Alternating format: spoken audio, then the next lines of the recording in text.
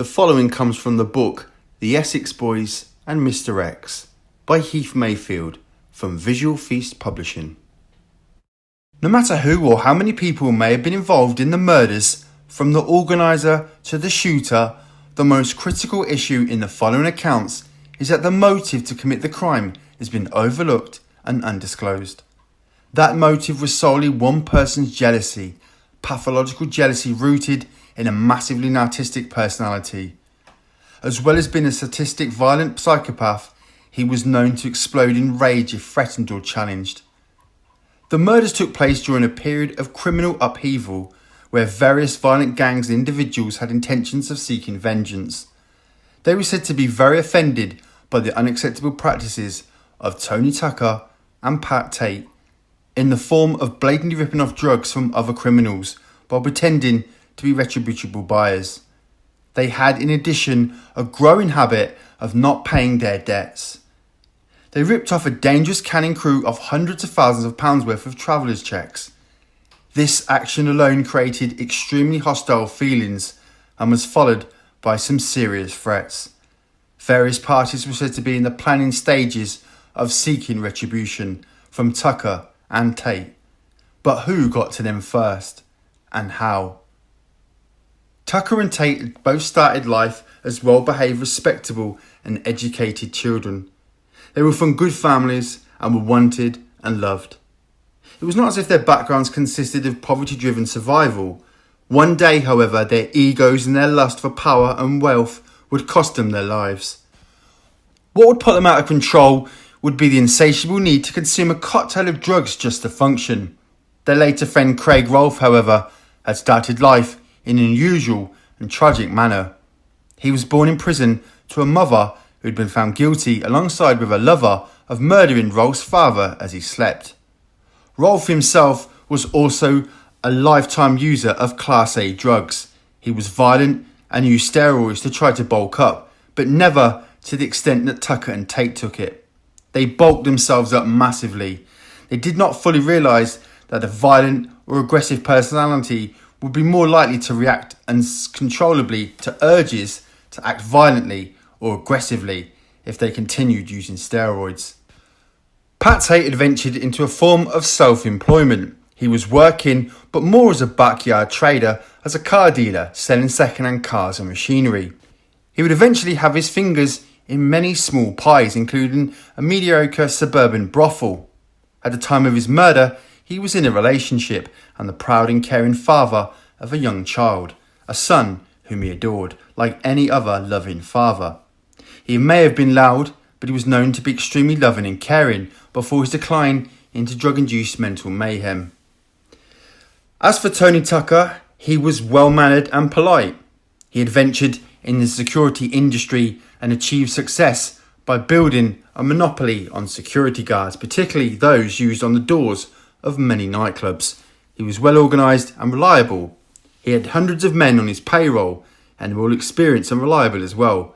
He was married and was known to have at least one mistress. As an introduction, the following is a summary of the case and what we, the public, have been led to believe are the facts behind the Retiden murders. There has been much speculation, doubt and theorising over the last 20 years or so, but there still appears to be a case of something stinks in Hamlin Town. It has been speculated that the murders were committed by corrupt police, by a government military unit and of course by highly pissed off heavyweight villains. But there is one thing that stands out like the proverbial dog's balls about the shooter. He had to have been the most cold-blooded and callous individual. To have murdered them the way as he did, he must have also held the victims in great disdain and disliked them intensely. On the morning of the 7th of December 1995, a Range Rover was found in a stationary position with the automatic gear lever in drive and the handbrake off. It was discovered in Workhouse Lane in the small secluded village of Retiden in the Basildon area of Essex. Inside the vehicle were the dead bodies of three men referred to as local ecstasy drug barons, Tony Tucker, Tate and the minor player Craig Rolfe. The murders occurred during the period of public outcry over ecstasy causing the death of a young woman, Leah Betts, whilst enjoying her 18th birthday at home with friends. Rumour had it that the drug trio were responsible for supplying the ecstasy that led to her death. In addition, they were in extreme trouble with some very heavyweight villains, primarily because they were not adhering to the unwritten rules. They were also so wholly drug-addicted themselves that they thought they were invincible and could do what they liked to anybody. They had borrowed money from various criminals to fund a large drug purchase that had gone sour, and so owed this money with interest to those who had financed the deal. Leading up to this failed drug deal, Tate had been involved and doing business with mixed steel Jack Womes and Darren Nichols. They were smuggling drugs, originally marijuana, from Holland into England using a small motorised inflatable dinghy. They would land the drugs at an isolated beach on the Essex coastline before returning to a small port, as if they'd merely been fishing. Then they would regather the drugs and take them to Mixed Steel's home for storage. One of these consignments was to prove to be a bad batch and was no good for resale, so they were in debt to some very heavy criminals. The smugglers had been dragged into the mess of trouble because Tate had blamed them for the messed up import and insisted that they had to pay the money back that was owed to the criminal heavies, thus pulling them into the nightmare. Tate, the chief architect of the intended drug transaction, declared that he would not be repaying back the loan. He had graduated to being a constant, ever-increasing consumer of a mixture of drugs, including massive doses of steroids. He used them to profound effect whilst working out and pumping iron to further develop his already large frame. This declaration was made during a period of irrational thinking due to his spiraling use of cocaine and drugs, and because he was not in a position to repay the debt for which he was responsible. He foolishly and contemplatively decided that the debt would remain unpaid. This was a bold and dangerous statement to make considering who he was dealing with, and it infuriated those heavy criminals who had supplied the loan. This insulting refusal to pay was said to have led to the deaths of Tate, Tucker and Rolfe, although there was a litany of reasons to eliminate the trio who had become known as the Essex Boys. It was later reported that for what was regarded as an acceptable behaviour and discarded of the rules, the heavies declared they have to go. The Retiden murders in an Essex country laneway involved 3 primary drug dealers, Tate, Tony Tucker and Craig Rolfe, 2 of them suspected murders, Tony Tucker and Craig Rolfe. For the last 20 years or so, the 2 men who were convicted of the crime have never once admitted any guilt. They steadfastly refused to do so, still claiming their innocence. Skeptics could quote the story of Reggie Cray, one half of the infamous Cray twins, waiting 16 years before he finally admitted in a book that he wrote in prison to killing Jack the Hat McVitie. The public will probably never know the whole truth concerning the killings, unless the actual shooter or shooters freely admits to it. No one has done so yet. Here is a significant doubt about the soundness of the guilty verdict brought down on Jack Womes and a belief that a massive miscarriage of justice has taken place. Is it possible that Womes was utterly innocent of the 3 murders? Was he even aware of the plot to kill the 3 drug dealers? Could Mick Steele and Darren Nichols have been involved without Jack's knowledge? They were just as terrified of Tate killing him at some stage because of this deteriorating state of his mind, and he was hell-bent on making a lot of money in as short a space of time as possible, no matter what it would take. There is no doubt that Tate was somewhat envious of Tucker's wealth. Could Mick Steele have approached some criminal heavyweights to seek a solution to free himself from the menacing Tate? Could Steele have suggested a solution that he would be the one to tell Tucker, Tate and Rolfe about a drug consignment deal that had been arranged in a secluded rural location? Seeing that he was always heavily involved with them, there would be no doubt this tempting offer of a very profitable drug transaction. As they were already on drug-induced highs and were operating primarily on greed and avarice, not on sense and logic, Steele could have easily persuaded them to become involved. Did the fact that the trio had already booked a dinner with their partners for later in the evening mean that they were convinced of a successful outcome and forthcoming riches and were going to celebrate? Were Tate, Tucker and Rolfe fed false information specifically designed to trap them in an isolated area to be murdered.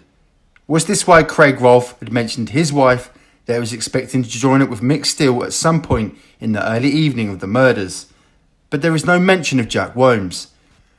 Steele would have had to organise a trusted driver, someone for whom Steele would have had to be personally responsible. He would have to deliver the killer to and from the ambush point, then drive the killer and Mick Steele from the scene. It would have to be Nichols purely because he was already involved with Mick Steele and the trio, as well as also being terrified of Pat Tate, whose murder threats he took seriously. Did Nichols drive a hitman other than Womes to the scene? Did he then take two men, one being Mick Steele, away from the scene after the slayings? Did Steele suggest, in order to keep him out of the frame, that Jack Womes attend to a broken down car owned by Nichols? Was Jack Womes' telephone call to Nichols as innocent as he says it was?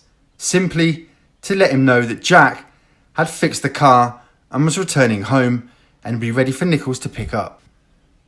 It was not until Nichols was arrested for having a commercial amount of drugs that any accusations were made. Keep in mind that Nichols had seen 6 months go by since the killings and was having a surge in his ego and in his drug supply business. He had plenty of time to conduct a story he was convinced that he could pull off, although it may have been extremely questionable by anyone else's standard.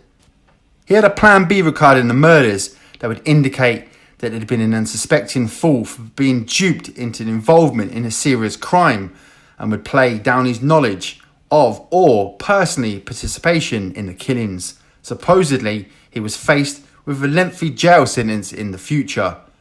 All that he had to do was tell the truth for the majority of his tale, but insist that his role was minimal, as if he'd been duped or acting under duress.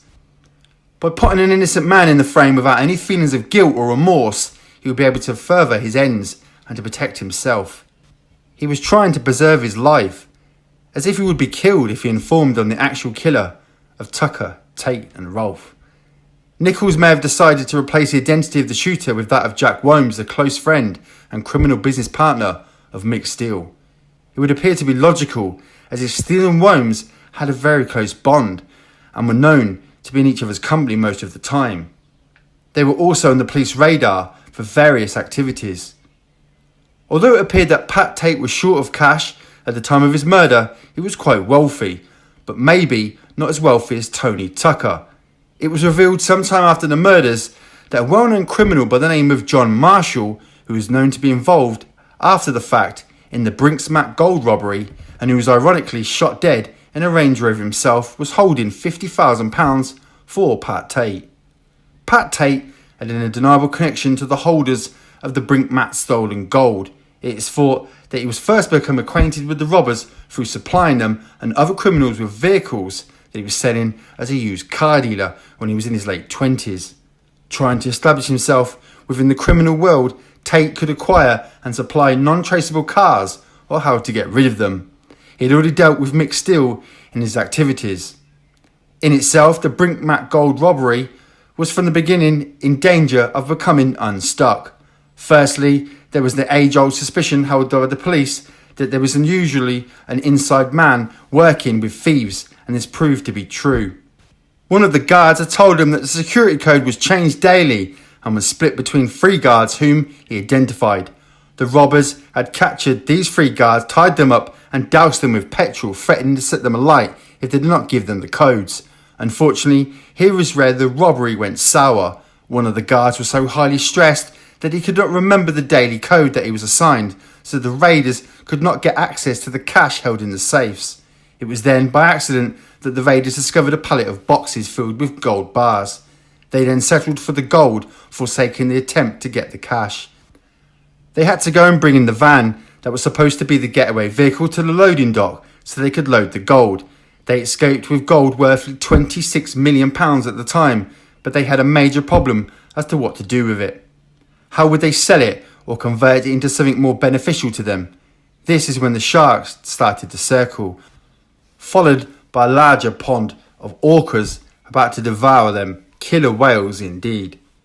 Because the police suspected that an inside assistant was involved in the robbery, they ran a check on all the family members, friends and associates of each of the security guards working at the depot to find that one of the guards was related to a major villain. They concentrated on breaking whom they considered the weaker link, the security guard, who soon admitted his involvement and gave up the robbers.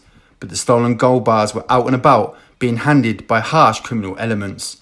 This missing gold would prove to be a curse, as there have been approximately 20 murders committed over its possession and whereabouts.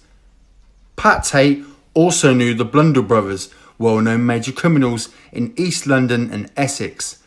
Having a Spanish mother, the brothers often holidays in Spain, using the pretext of visiting family and friends to try and organise deals with the holders of the gold, some of whom had fled to Spain. At this stage, Tate was well known and trusted by the Blundell brothers, who would advance him jumbo cash loans for criminal ventures or investments. He'd always been reliable and timely in repaying the loans with interest and usually showed them great respect. They in turn, especially Eddie Blundell, had taken a bit of a shine to Pat. At one stage, Tate had fled Britain to escape rearrest. He headed to Gibraltar, where he was arrested and taken back to face charges of violence. He made a brazen escape from the court, jumping the dock and assaulting staff before fleeing to holiday with the Blundells in Spain. Coincidentally, Charlie Wilson, one of the great train robbery gang, was hiding out in Spain, living a very comfortable lifestyle in a large house, which was typical for a lot of British villains to do at the time. He was minding some of the Brinks-Mat stolen gold, but could not account for £3 million of it. Someone knocked on his front door, and when Charlie opened it, he was shot dead. Pat Tate was already on the final slide of an uncontrollable and excessive drug use. It would prove to be ironic, but the results of the autopsy performed on Tate revealed that he had been close to dying of natural causes because of a diseased liver and a weakening heart from his combined drug use. Tony Tucker and Craig Rolfe may still be alive today, as Pat Tate had irreversibly led them down a path of damnation. While Tate was in prison for an uncalled for assault and awaiting parole, he made friends with various people, some who would train in bodybuilding with the use of steroids. Tate had initially been friends with Mick Steele, and then he met Jack Worms while doing time, but he did not know Darren Nichols. He had also formed a secure connection with some real heavyweight criminals who were also doing time. Nichols had met Mick Steele and Jack Worms when all three were doing time in the same prison. Mick had latched on to Mick Steele and would join them in his smuggling operations when released. One person in particular that Tate connected with was a well-known criminal. He was intelligent but appeared somewhat aloof to most people. He had what many people would call a crocodile mentality when it came to his occasional stares, a shall I kill it, shall I eat it, shall I fuck it sort of look. Tate had introduced him to steroids and bodybuilding. Keep in mind that steroid use ultimately leads to a surge in anger. Later, upon his release from prison, this man was to finance Tate in various criminal investments, but with hefty interest rate attached. He knew that Tate at that stage had a reliable enough reputation and was known and approved by the Blundell brothers. Pat Tate, upon release from prison, had a defined and determined plan for making massive amounts of money through drug dealing. He joined up with Tony Tucker, who was already independently wealthy from his various legal and illegal businesses. He was heavily involved in the supply and distribution of the latest craze taking hold in the nightclubs, which held a license for late night openings. They proved to be excellent legal venues for the popular rave parties. Pure ecstasy was sold primarily because the doormen at various clubs allowed Tucker's drug runners to operate inside the clubs. Pat Tate had big plans and ideas. He was talking Tucker into the idea of not just settling for a couple of £1,000 a week that they were making from the ecstasy sales, but how they should go on with a bigger picture and take over the monopoly on ecstasy supply in Essex. They had well started on the massive abuse of various drugs: heroin, speed, marijuana, cocaine, ecstasy and steroids. What Pat Tate did not know is that Tony Tucker had taken from a criminal financer a bridging loan with cash he had to buy an expensive property. It was a significant amount and Tucker was committed to paying it back with interest from his escalating drug profit. His ability to repay the loan was to become questionable at a later and more critical stage. After all, raves at the time were opportunities for people to feel good, friendly and tolerant, etc. This was a far cry from the usual alcohol binges that generally took place, and there was a massive reduction in violent incidences. This was akin to turning the beasts into mice. This apparent calm really suited the local police, as they seldom called to any violent outbreaks in the rave clubs. The young ravers loved the happy, friendly vibe associated with their ecstasy, as it was pure, not cut or mixed with any drugs, fillers or contaminants. This information rang bells with the criminal financiers. It was what the people wanted, and there were millions to be made keeping them happy, not only the ravers, but so many ordinary working class folks who could afford their ecstasy tabs. It was letting the lunatics take over the asylum. Pat Tate had visions of buying a sizable commercial shipment of ecstasy directly from a contact in Holland at a much cheaper buy rate than they were paying their current regular suppliers. But this was going to be a bit treasonous on Tate's part, as his regular loan sharks included the likes of the Blundell brothers and other heavy criminals. Without revealing what he wanted the money for, he had taken a loan from a loan shark to buy a batch of ecstasy, stating only that it was on behalf of himself and Tucker for a profitable venture. Tucker, however, had not been informed of the statement or his supposed involvement in the loan. Darren Nichols was ready to travel across the channel, meet Mick Steele, who was Jack Worm's partner, and secure a large batch of ecstasy on behalf of Pat Tate, and to smuggle it back across the channel to Britain. Upon delivery, Pat Tate would pay Steele and Nichols a pittance for their involvement. But the purchase had failed to go through, or so it was reported by Tate. This loan was left unpaid. First, excuses were made to the loan shark, but the promise to make it right did not eventuate. It was causing significant concern. It was at this time that Tucker and Tate had started to act way over the top with their audacious use of intimidation and some violence as they continued to rip off other crooks for their drugs. Some of these were East London crooks, and they were extremely violent when collecting debts owed to them, plus they were not known to write off debts. Nichols declared that without a doubt he had been earmarked for murder, along with Mick Steele, over festering differences and greed concerning a massive drug deal organised by Pat Tate. And Tate made it clear in threats against them that he would kill them if they did not compensate him the money he had borrowed from heavyweight villains. For their investment in the drug deal, which had ultimately gone sour, Tate had promised the heavies involved they would receive a 20% profit upon the deal's completion. But the deal had gone pear-shaped, and the heavy villains wanted their investment money back, with the threat of severe repercussions if they did not receive it. They demanded, in addition, all outstanding payments owed by either Tate or Tucker. In truth, the money which the villains had invested in a poor quality marijuana importation had indeed been given back in full to Pat Tate, so that he could reimburse the heavies and avoid various serious comebacks. But Pat Tate had tried to deny this and kept much of the money, blaming Steele, Worms and Nichols for stealing it. This had followed a Laurel and Hardy sort of routine, as Pat Tate, Tony Tucker, Darren Nichols and even a crooked cop converged on the drug supply in Holland, who had supplied them with the useless marijuana in order to be repaid for the dud drugs. There were problems with returning the money, as there was little in the way of British currency available. Dutch guilders would not suffice because of the daily exchange rate. They hovered about over several days, and they were bored shitless.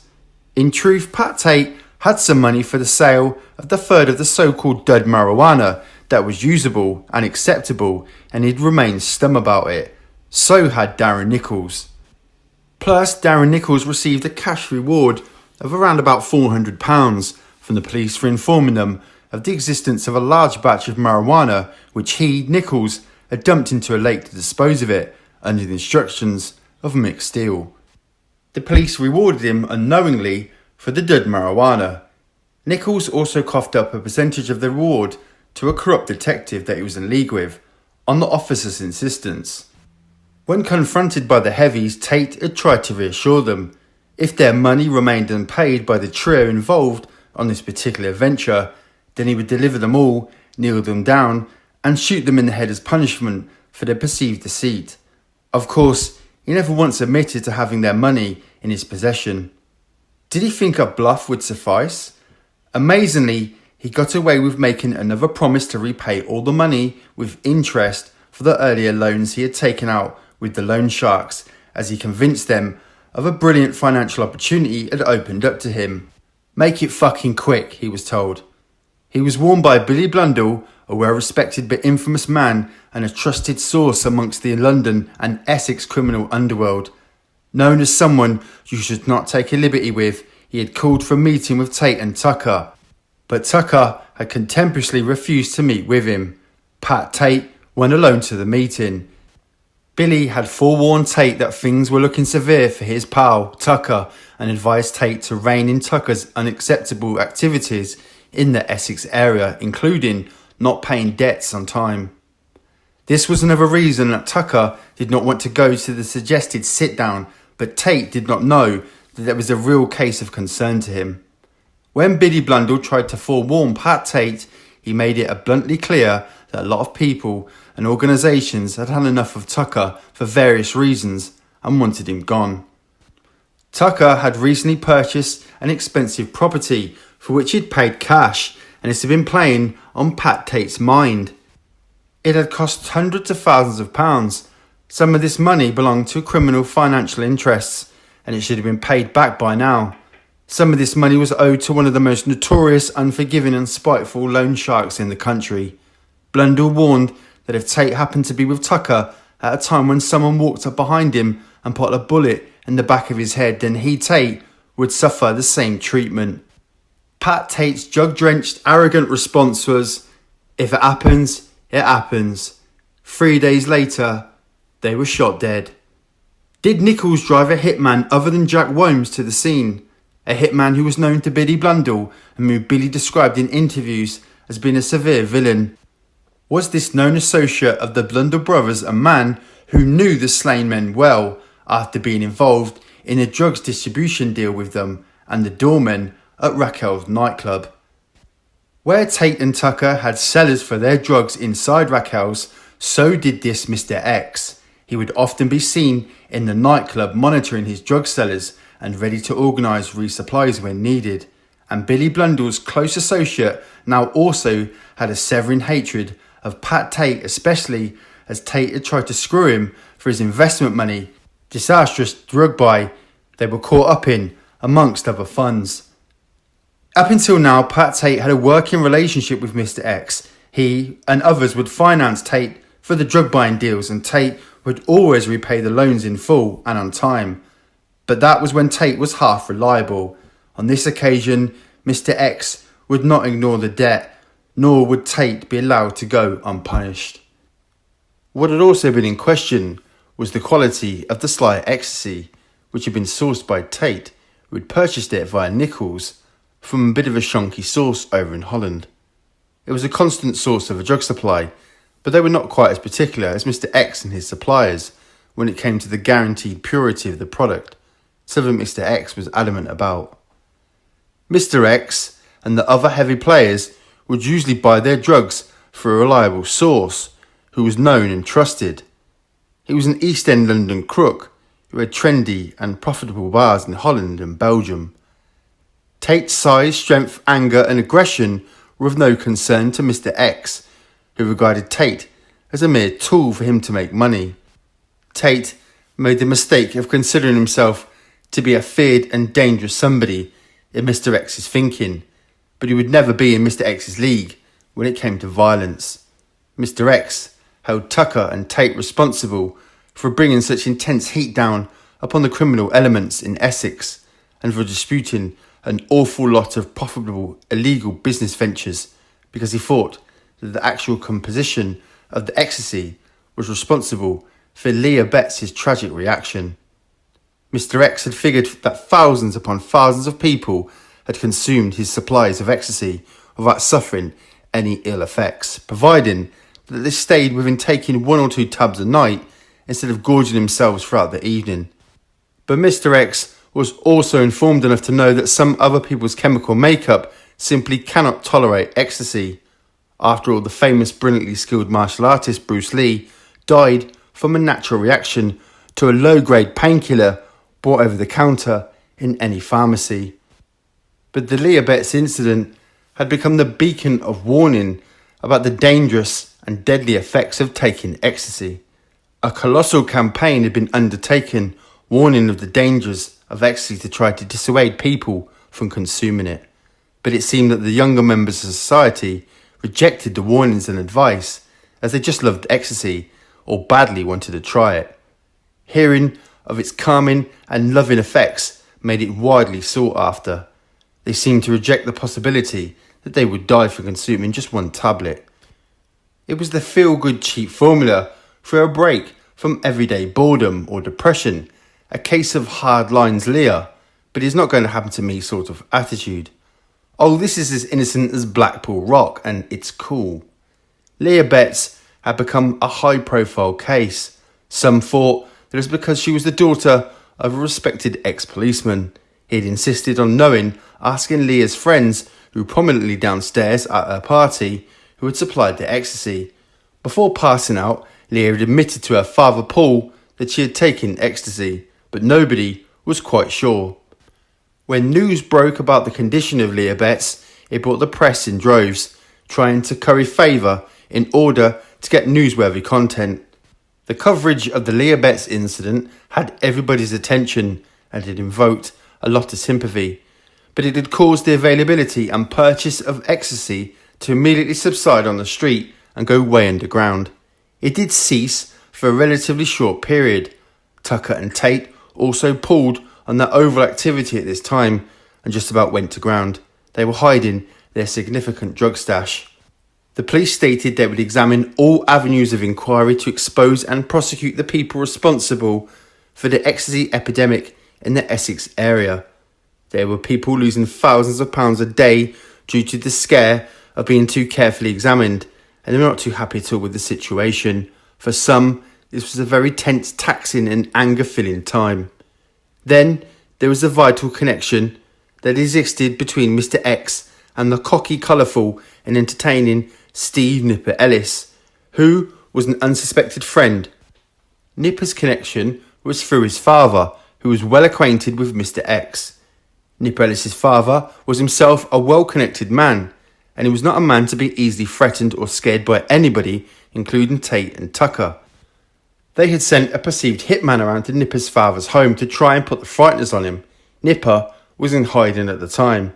Nipper's father was upstairs in his home when a large man in a long dark coat and wearing gloves had called to Nipper's old man, who was looking out of the upstairs window to see who was knocking on the door asking if Nipper was there. The father told him that Nipper did not live there and asked what the man wanted to see Nipper about. The visitor said he had something for him. The old boy decided to go downstairs to confront the caller. By the time Nipper's father had made his way to the front door to face this threat, the visitor had disappeared. This means of harassment was water off a duck's back to Nipper's father. The visit, however, had set off his shit detectors and he started to make inquiries as to how much trouble his son was in and how much serious the threat he was under.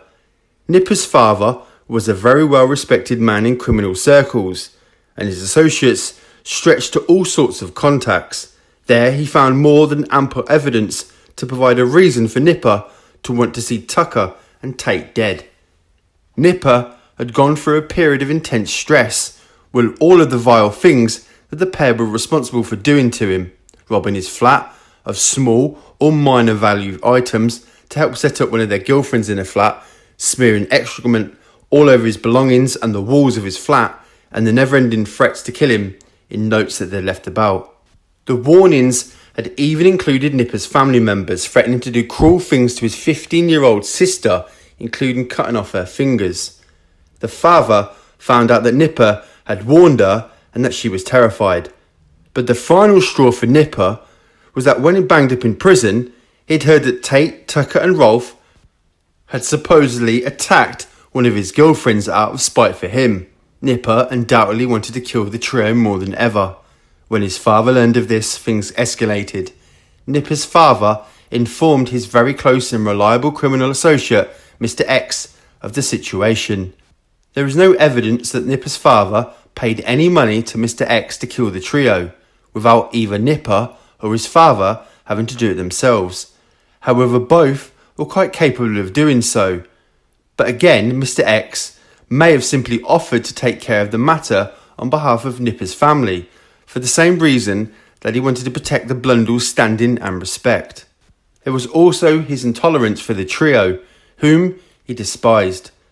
Mr. X was therefore aware of the bad blood between Nipper and the drug trio. But Nipper had never faltered in repaying Mr. X whatever money that he had borrowed with interest to finance some of his schemes. When a trusted Nipper had confided in Mr. X that he had already tried to shoot Pat Tate, but had only wounded him in the attempt, he decided to up the ante in their war. Tony Tucker, frothing in the mouth in a drug-induced rage, had bailed Nipper up and threatened to chop off his hand or foot, in retaliation for a misinterpreted comment that Nipper had made to Tucker's girlfriend in a phone call that she had made to Nipper trying to find Tony. Up until now, Nipper had been close friends with Pat Tate, but Tate's growing drug consumption and increasingly violent outbursts and actions had convinced Nipper that both Tucker and Tate had turned into low-life wasters. He had told them so at one stage before he fired an old shotgun at the pair when they were looking for him. Nipper was convinced that the crazy acting, continually drug-consuming Tucker and Tate were hell-bent on killing him. It had become pathological on their part, as they viewed Nipper as some kind of Judas for assaulting them, calling them losers and wasters. They saw him as trying to destroy the American gangster style of life, which they had deluded themselves they were following. Nipper was fucking up their dearly clung to fantasies and highly distorted take on things. This was a guy who had befriended Pat Tate and even allowed Tate to share his small 3-bedroom flat when Tate was waiting to move into a house he had recently purchased. Nipper could have not been a better or more trusted friend to Tate, and here he was now being seriously threatened with death. Could Nipper really be blamed for thinking Tate to be an ungrateful and miserable bastard who was under the impression that he was the top dog and invincible? It was at this point that Mr. X had made a very telling comment to Nipper that he agreed with and condoned Nipper's intentions, but he said that Nipper should have never relied on the handgun that he tried to kill Tate, nor on the old shotgun that Nipper had fired at Tucker and Rolfe. He should have used a very good, old, reliable pump-action shotgun in the first place if he was serious. Was Mr. X telling Nipper that was what he would have used, and then he might just use it if Tate did not repay a loan? Remember that Tate had declared to Tucker and others that he was not going to do so. Tucker had never mentioned to Tate that he owed Mr. X a considerable amount of cash and was concerned about having spent it before repaying it. He had recently been given a potent reminder of the position that he was in. Although he was asset rich at the time, he did not have enough cash on hand to pay back Mr. X on demand. Tucker was becoming anxious and privately afraid. He was desperately looking for a significant cash score to help sort out his problem with Mr. X, £100,000 plus overdue for payment. This fact in itself would have Tucker quietly shitting himself, as he knew only too well how vindictive, spiteful and coldly determined that Mr. X could be. On ordinary social occasions, Mr. X could be extremely well-mannered, cautious, charming and entertaining. He was quite an intelligent, well-read man, but he could turn instantly into another extremely violent personality if angered, a true berserker. Tucker's real excuse for not wanting to show up for a sit-down with Billy Blundell concerning matters that were displeasing Billy and others was that he knew full well the strength of the association between Billy Blundell and Mr. X, so much that he did not want to have to face them. He was also trying to distance himself from Pat Tate at the time. Still, he fell for the seduction when offered an incredible opportunity, and so he fought by Pat Tate, who had fallen for the same offer when supposedly approached by Mick Steele. Tucker had no idea that Mr. X would be involved in any way in the transaction and was not concerned. He was more concerned about Pat Tate. There was also other negative issues existing between them that were still unresolved. Jealousy and mistrust had undoubtedly crept into their relationship, but the thought of their expected score overrode any disputes at the time. Pat Tate had been making comments to the people closest to him about his concerns that Tucker might be shortchanging him with the money that Tucker had been holding for him when he was in prison, and that it might be going into Tucker's new property. He did not know that Tucker had borrowed heavily for the purchase of his large and expensive property. Tate had gone so far as to ask his pal Mick Steele to visit him in prison, and had asked him to keep an eye on Tucker and to question his spending if he could. Although Tate was suspicious of Tucker, he decided to keep him close and sweet so that he could attain more significant profits. As the old saying goes, keep your friends close, but keep your enemies even closer. This is not to say that Tate and Tucker had not been close, reliable friends up until the last stages of their relationship. This was when the cracks started to appear. Trust between them both was now strained. Neither of them knew how much debt the other was in to Mr. X, or what the result might bring. Today, and in video interviews, Nipper can be seen flashing a satisfied sort of smile when he professes that it was not either Steele or Wombs who were responsible for the actual shootings. Does that mean that he knows who the real killer was? Maybe Mr. X should have involved Nipper, or at least Nipper's father, as the driver of the getaway vehicle used in the murders, as they could be trusted to keep the identity of Mr. X unknown. Would this have eliminated any need for Darren Nichols to be involved in the conspiracy, and therefore no mention of Mick Steele or Jack Wombs would have ever taken place, and neither of them would be in prison today? Or did Mr. X and Nipper's father combine to commit the murders and were responsible for luring the trio to the quiet workhouse lane? It was an area known by all the players for various reasons. It was common knowledge that Pat Tate was a used car dealer, and the Range Rover was Pat Tate's responsibility. He had borrowed it from the mechanic car body guy who was fixing Tony Tucker's smashed Porsche, which Pat Tate had crashed. Rolf was the regular chauffeur for Tucker and Tate. He could also be comfortable and useful on occasions, such if Tate wanted to go out to the semi-rural properties to purchase cheap machinery or equipment for some relatively private property, even in the early evening to buy the likes of horse floats that they would resell. There has always been an extreme suspicion held by the people supposedly in the know that Nipper's father and Mr. X were present at the scene and were responsible for the ambush and the killings. If they weren't, shouldn't we wonder how Nichols, Steele and Wombs were ever brought into the equation? There would have been no need for their inclusion in any way. Nipper's father could have driven Mr. X to the ambush when Mr. X was responsible for the shootings and left the area via the tracks and rat runs. Some have suspected that the Blundell brothers, Billy and Eddie, or anybody else of a similar standing, could have been present at the ambush scene for whatever reason that may be suggested. Although they would be more than capable of pulling the trigger themselves, as it is shown in their history, it is highly unlikely that either of the Blundell brothers pulled the trigger. What was the reason that the drug trio were there at the ambush site at all? It does not matter a joint in reality. They were there and they suffered the consequences of being there. What puts a fly into the ointment of the soundness of Nipper's father and Mr. X's involvement is it would hardly be likely for Tate to require Tucker and Rolf to be with him to take care of an ordinary chore that he could complete by himself, take their Range Rover, hook up the horse float and leave.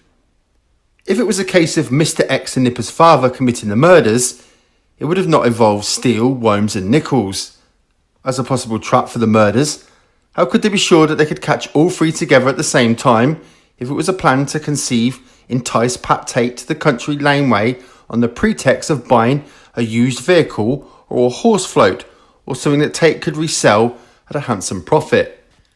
Even if it were a car that was supposed to be the bait, then Tate would have had to bring somebody with him to drive one of the vehicles back to Tate's yard or lockup.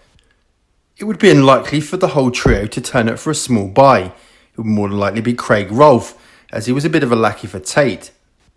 If it did work as a ploy to get all three there at the same time, then Darren Nichols must be credited with having an outstanding criminal mind to have conceived and pulled off an incredible audacious plan, to have heard about the murders merely and then to have woven the tale of Mick Steele and Jack Worm so convincingly as to accusing them of being involved. He's not that bright enough, rat cunning, but not that smart. What? Miraculously arranging both Steele and Worms to be in the area of the murders at the approximate time, and convincingly arranging for them to make and receive telephone calls that could be traceable so smoothly and trouble-free that he sucked in and fooled the whole of the Essex police force, the judge and the jury. And by only claiming to have played a minor unsuspecting role after being supposedly duped into being that driver in an average low-scale drug deal. Not out of spite for stealing Worms, but purely as a plan to save his ass should he be arrested on drug charges. The mere audacity in doing so is impressive, plus needing the skills of a convincing liar who could pretend to be a bit vague, forgetful, yet incredibly deceptive. Much like the character Verbal Kent, Kaiser Soze, played by Kevin Spacey in the Hollywood movie The Usual Suspects. Then again, we have to question the police department's attitude when it comes to either turning a blind eye to some of the things or the gratings of the immunity to some offenders when it suits their purposes. As in the example that is glaringly obvious that Nipper Ellis must have been granted immunity from prosecution from a slur of severe crimes that he could have been charged with, including attempted murder, shooting with intent, grievously bodily harm, malicious wounding, discharging a firearm, having an unregistered firearm, having ammunition, and more. Thankfully, the minimal amount of charges against him over the matter were laid relating to the attack on Tate, as Nipper admitted being guilty of all of these offences when recorded giving an interview soon after the murders. After all, he was not grassing anybody, only himself in the light of things. Even Nipper's alibi for where he was on the evening of the murders relied on him being an attempted container truck robbery close by Retiden with close friend Danny Woodard. Nipper had wounded Pat Tate in the arm when he fired a shot at him trying to kill him, firing through his bathroom window as Tate was shaving. Then, whilst in hospital, at the time due to the injury in his arm, Tate had told Tucker and Rolfe that he knew it was Nipper who had taken the shot at him. Tucker stupidly supplied Tate with a gun to hide under his pillow or somewhere for self-protection if Nipper was to arrive at the hospital, meaning to complete the mission to kill Tate. This is how drug-induced paranoid that Tate, Tucker and Rolfe had started to become.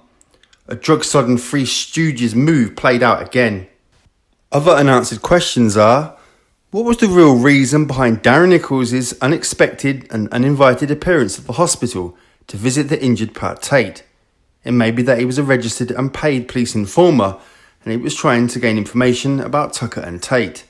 Had he been asked by the police handler to try and somehow integrate himself with Tate, of which Nichols had been harassing Mick Steele to try and arrange an introduction? Did Tony Tucker supply Tate with a firearm whilst in hospital on the grounds he might be in further danger from Nipper? Did Tucker set up Tate so that he would break his parole conditions and be returned to jail and give Tucker a bit of a respite from Pat Tate for a while? The trio of drug dealers was well known by the Essex police and was under surveillance at the time. At one point, Tucker and Rolfe had gone to Nipper's home in the evening time and were lurking around Nipper's flat's rear garden. As he challenged them, he fired a blast of an old shotgun that he had, causing Tucker to dive to the floor, whimpering at the thought of severe retaliation. His so-called hard-man, erotic stance and invincible demeanour that Tucker had portrayed had abandoned him. Then he jumped to his feet and fled in terror like a rat up a drainpipe as Nipper fired another 2 rounds at the fleeing Tucker and Rolfe, luckily for them not hitting either of them.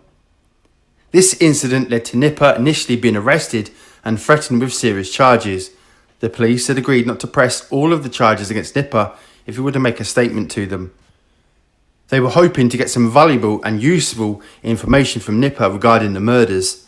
He agreed with the police that he would make a full and honest statement as to what Nipper might know about the murders, not necessarily what the police might have thought that he knew of the murders.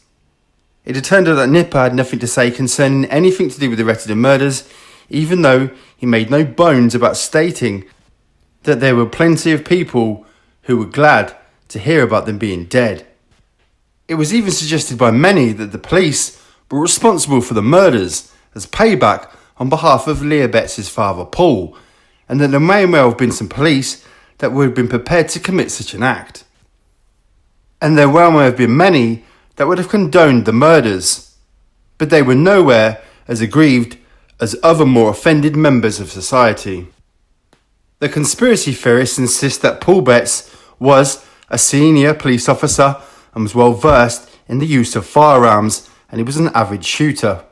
Plus, he had police associates ready to kill on his behalf. There is also a declaration in Tiberius' report on police corruption. A well-known villain and professional killer had volunteered to act on behalf of the police and kill the trio.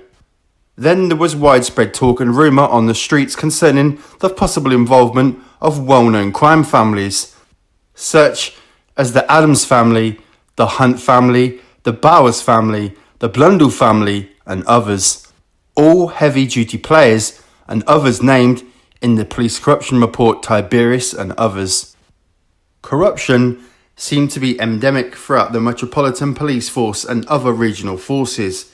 It was as deemed as to be so ingrained and far-reaching that a feared criminal family had placed a £1 million contract killing on 3 honest, loyal and sincere high-ranking detectives. The detectives being Detective Inspector David McKelvey and 2 of his assistants. David McKelvey was known to be a hands-on, first-through-the-door arresting officer, one who led by example. He had received over 60 commendations. He had fallen victim of some very heavy and serious criminals due to his tendencies and thorough planning and actions in police raids. A story was circulated throughout police ranks that there was a police officer referred to as Dirty Dave who was in league with known heavy criminals. This rumour led to suspicions and accusations that David McKelvey was the Dirty Dave in question, which amounted to so many accusations and speculation which was made against David McKelvey that he resigned in disgust from the police force. Knowing that the level and depth of corruption prevailing throughout the police forces was far too unacceptable for him, therefore sacrificing a job that he loved and believed in once upon a time. Another innocent victim thrown under the bus. Because he was in the way of what should have been an interrupted major flow of stolen goods, plus too dodgy persistent in his investigations. Incidentally, David McKelvey was one of the officers involved in the arrest of Darren Nichols. Plus, he has stated openly and publicly that he does not agree with the verdict handed down on Steele and Wombs.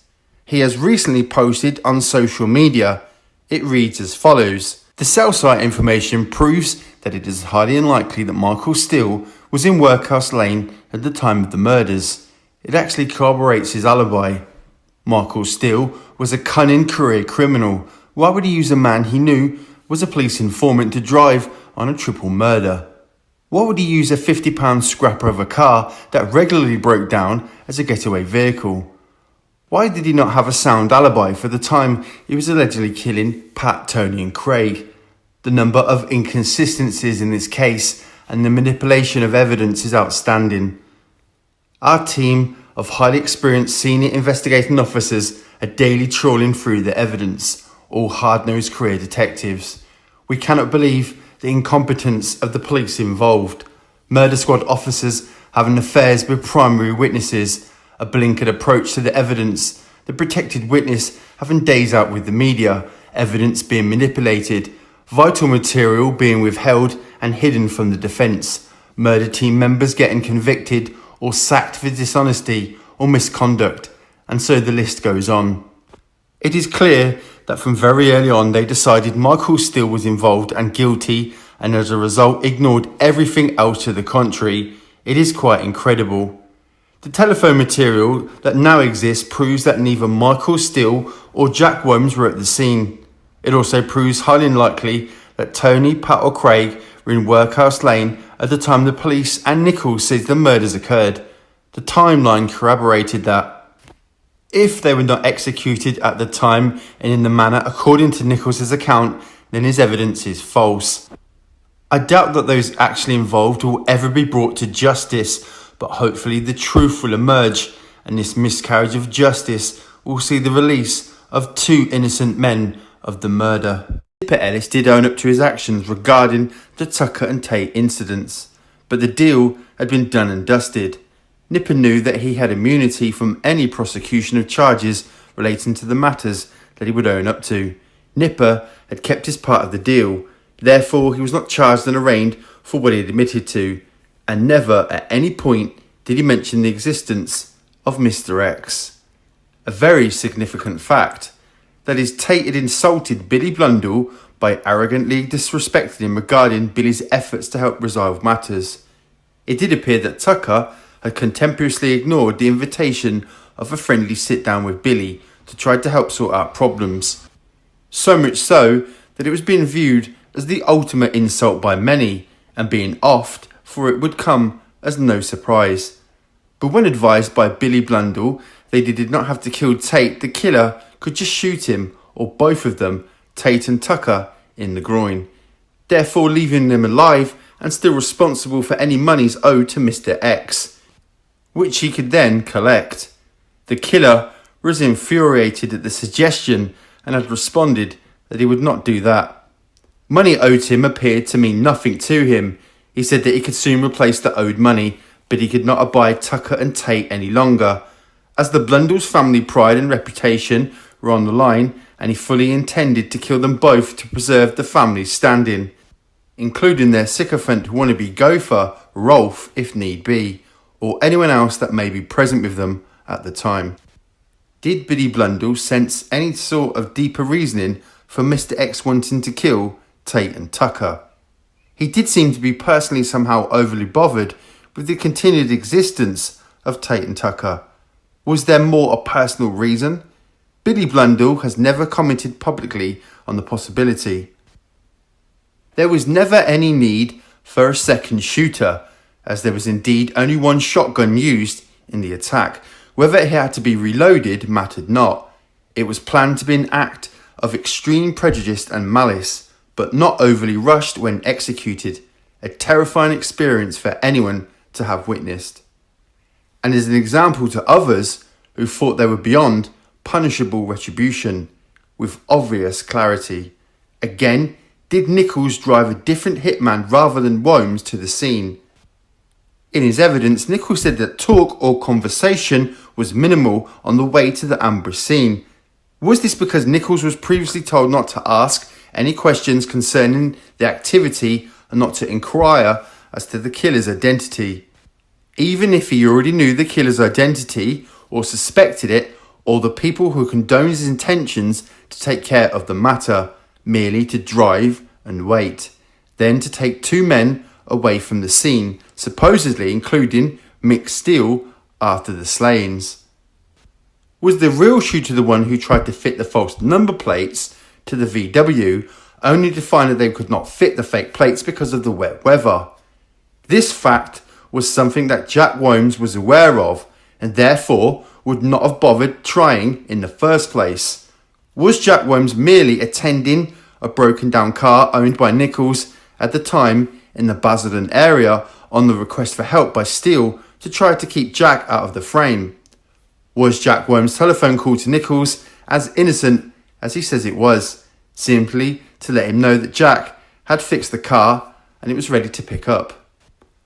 Was Nichols' story about driving into the country laneway initially to turn around and drop off Jack Worms, plus to have returned to pick up Jack and Mick, a load of rubbish?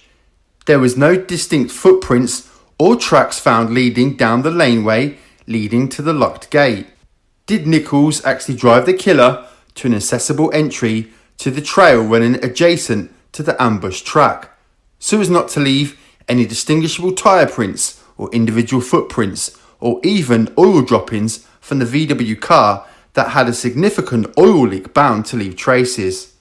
Footprints, cigarette ends, chocolate wrappers, who knows what, in or on the actual ambush track. The high bushy laneway area next to and closely adjacent to the ambush track was overlooked or discounted by the police as a possible avenue for forensic investigation.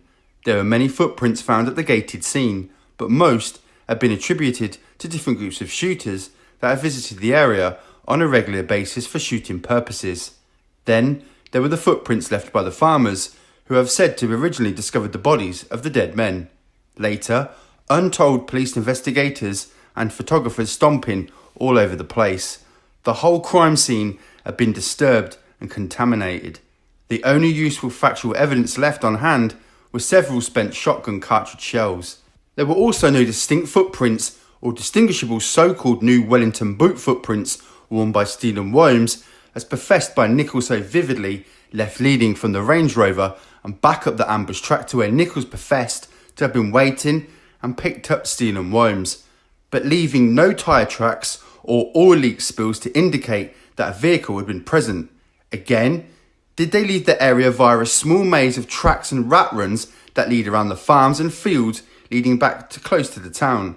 Even the most novice of criminals knows to check for alternative routes of escape from a crime scene.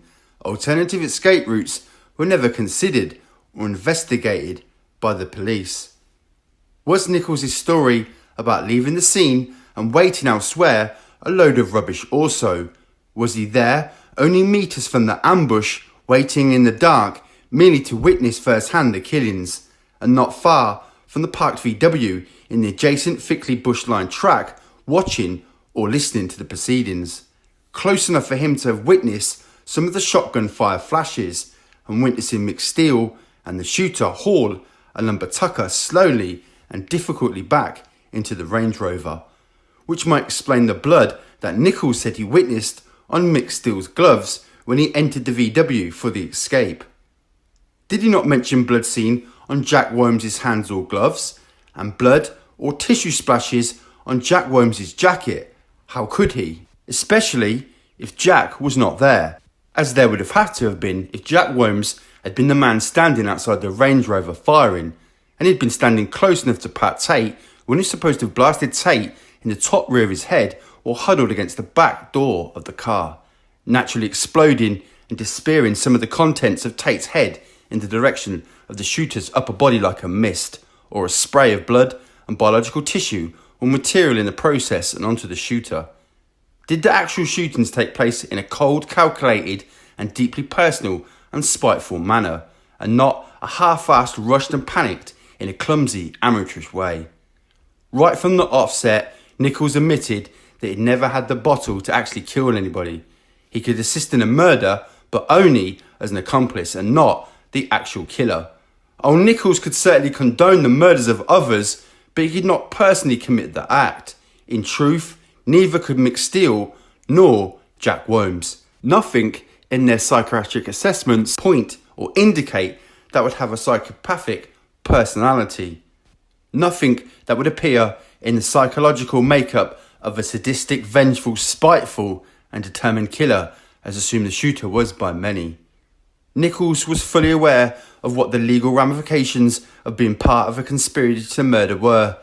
He knew that he would be just as guilty as any other accused of his role in the murder via conspiracy, as it takes two or more persons to constitute a conspiracy.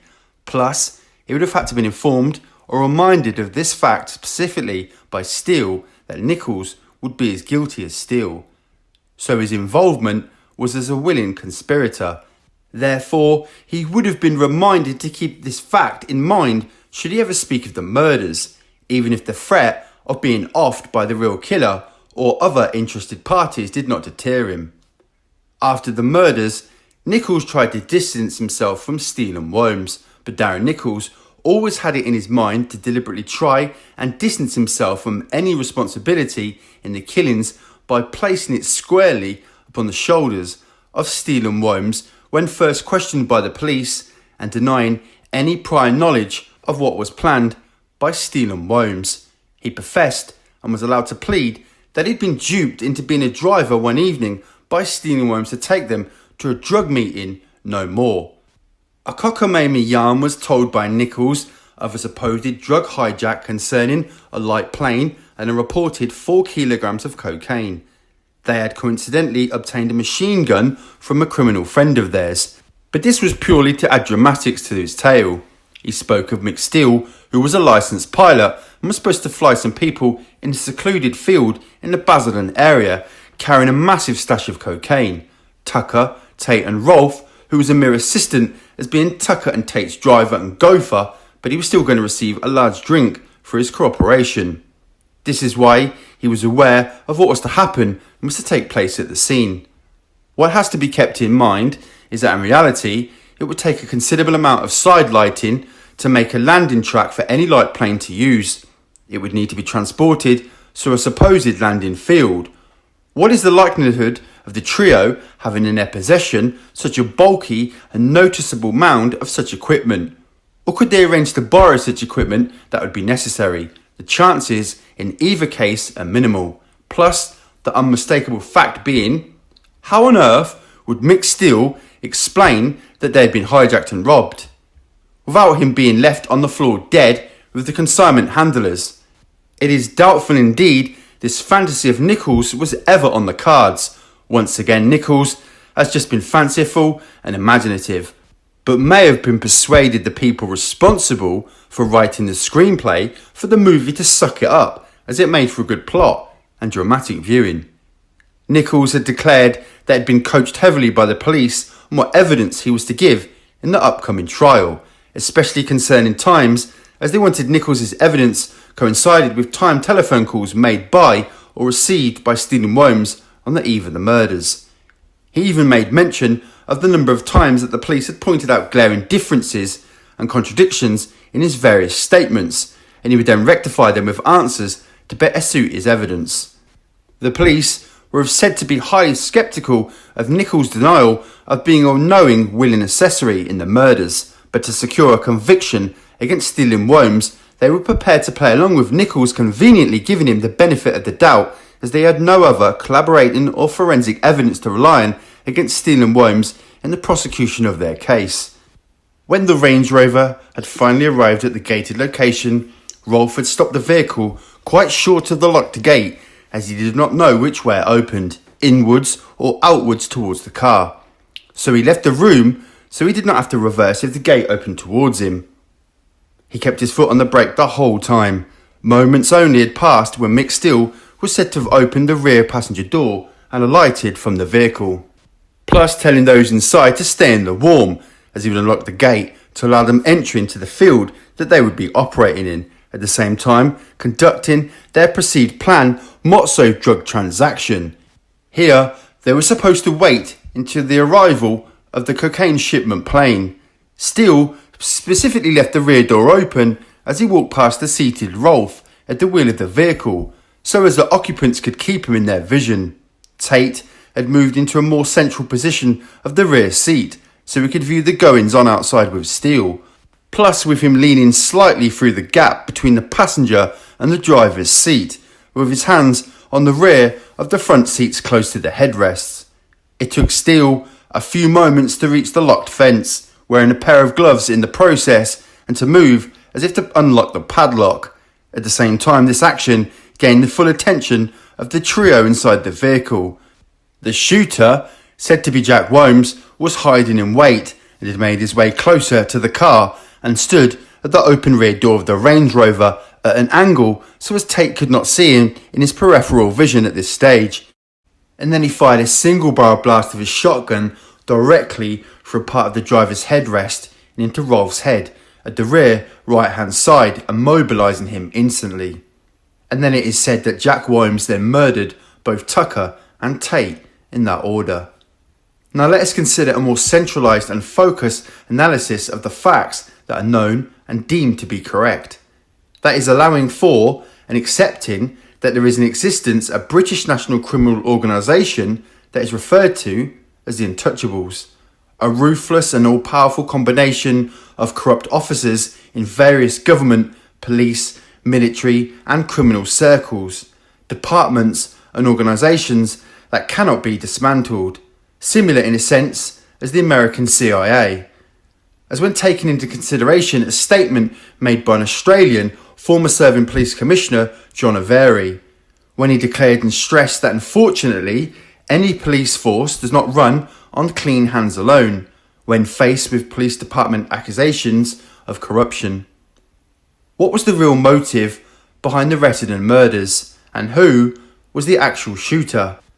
The following explanation regarding the killings is for you, the listener, to consider, and maybe to imagine, if you will, that you're a member of a jury that is sitting hearing the case with the following arguments and suggestions put forward, keeping in mind that doubt is doubt and it cannot permit or condone the returning of a guilty verdict. The following explanation put to you is taken from the belief that Jack Worms was not the shooter or one of the shooters in the Retiden murders, as there is no direct evidence to indicate that he ever was, either physical or forensic as in DNA, only a record of a phone call that he had made to Darren Nichols, but not revealing the contents of the phone call. There may have well been a phone call from Jack Worms' phone, but once again the contents could not be revealed. It may very well be a case of Nichols revealing Jack Worms' call to inform Nichols that his broken down car had been repaired and was ready for pickup, but purely on the word of an extremely questionable police informer professing to be the key witness to the murders to save off any conviction in a serious criminal offence that he may be accused of that may lead to a very lengthy prison sentence. You have been expected to accept the prosecution evidence that the professed or suggested content of the phone calls was to imply knowledge and involvement in the murders on Jack Worms' behalf. It is made clear to the jury just what sort of character that Darren Nichols is. The judge informs the jury that Nichols does have a personal motive to give evidence in this case that may be of value or benefit to him, this falling short of saying that he may have been promised immunity from prosecution and inducements for him to give evidence in this case. Now please have the patience and open mindedness to consider the following explanation as to the motive and drive behind the killings of Tucker, Tate and Rolfe. As if presented by an astute and tenacious defence counsel during this theoretical presentation, whose overall explanation is as follows.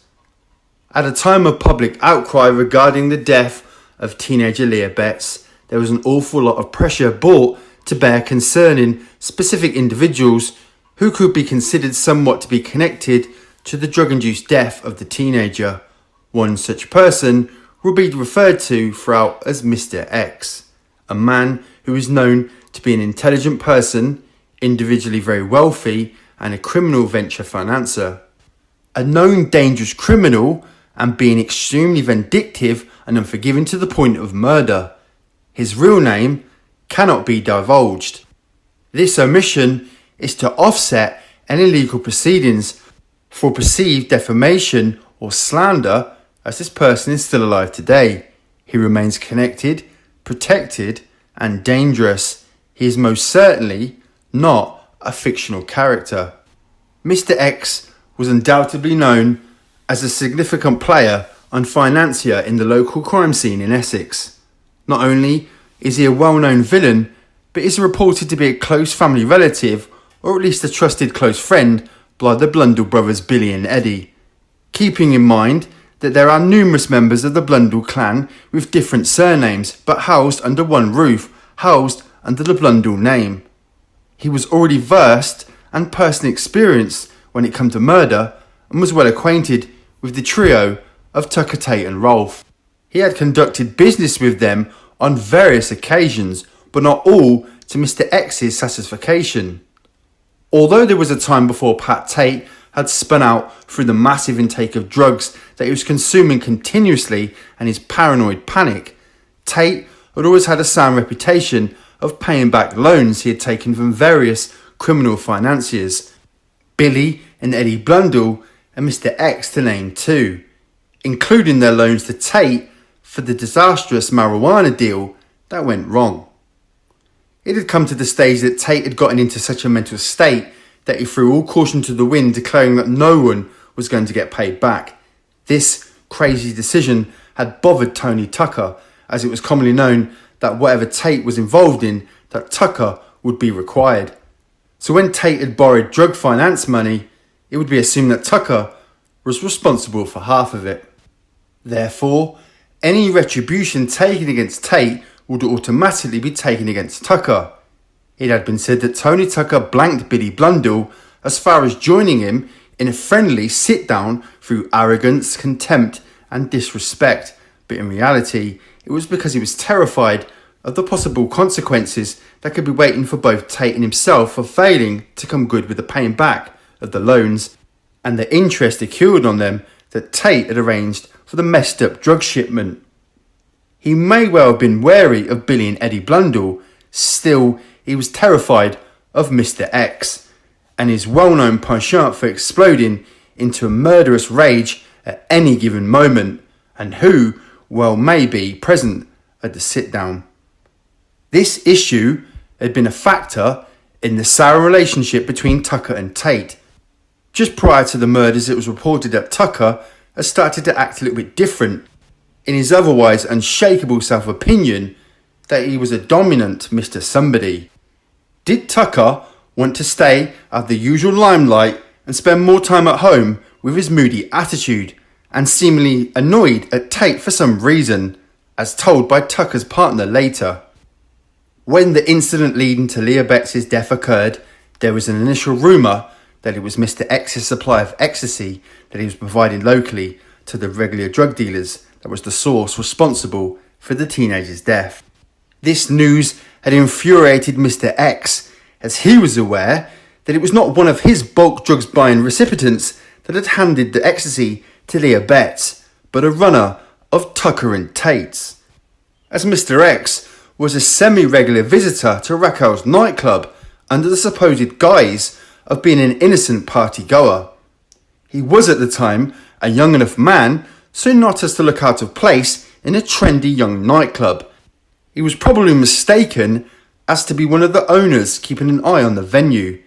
Mr. X had already deduced the ecstasy that Leah Betts ingested had been sourced from or supplied by Tucker and Tate, who was known to be shabby, threatening, treacherous and uncaring in their dealings.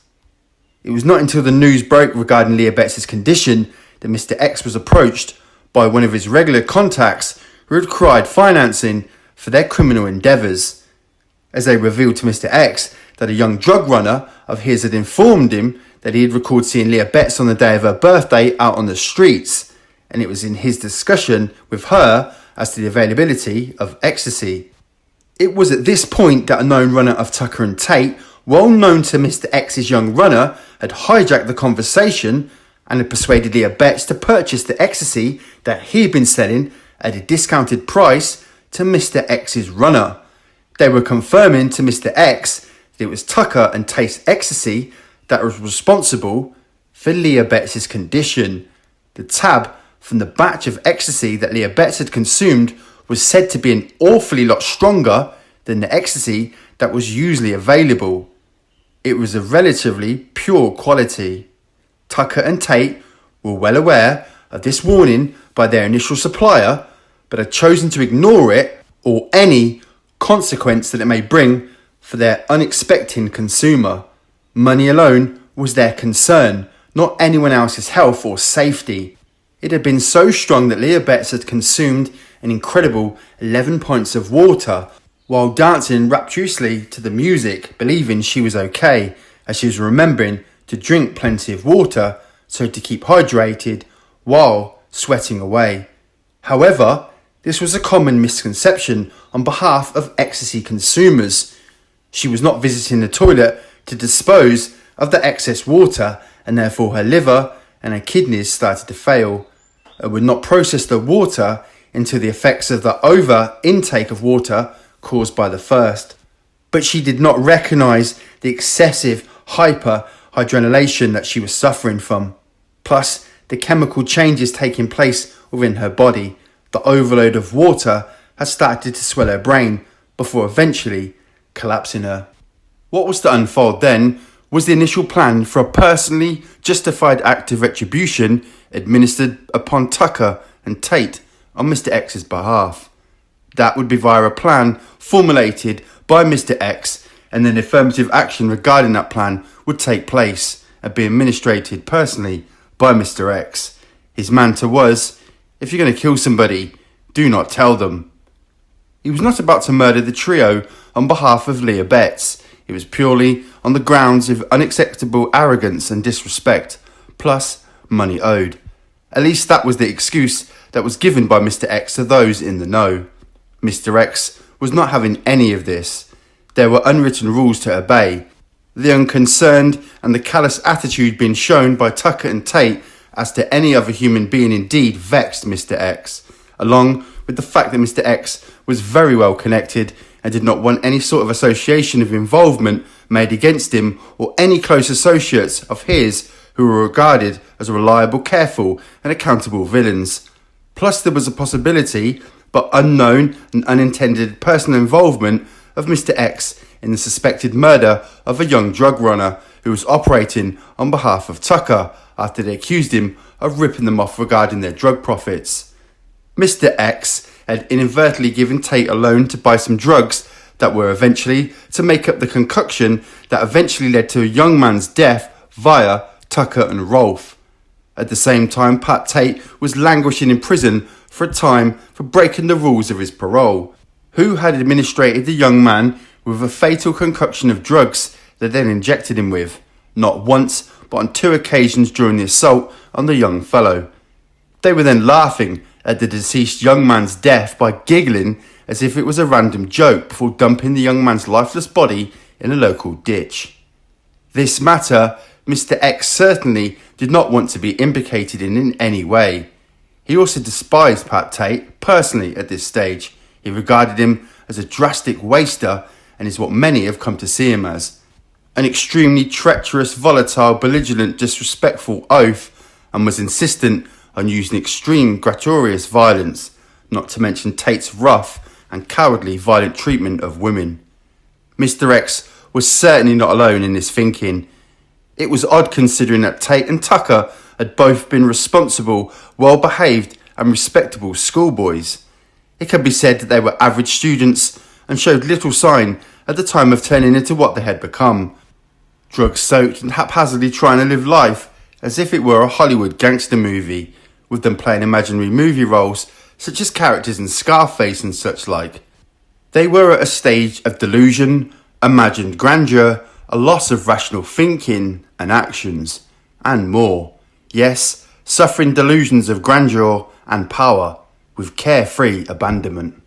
Another person who would describe both Tucker and Tate as being on the nose was the now deceased Danny Woodard, a feared and respected stand-up and respected villain of the old school, who was disgusted at the behaviour and goings-on of the drug-dealing trio, and who was a very close associate of the Blundell brothers. Danny had no respect at all for the trio of drug dealers. His opinions were well known, and it is suggested that should he have ever been asked to become involved in the murders, that he may very well have considered it.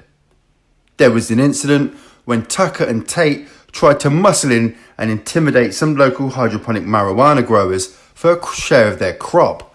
But after finding out that Danny Woodard was involved in it as a financier, they shit themselves and swallowed it when confronted by Danny over the matter, as they knew full well of Danny's violent reputation.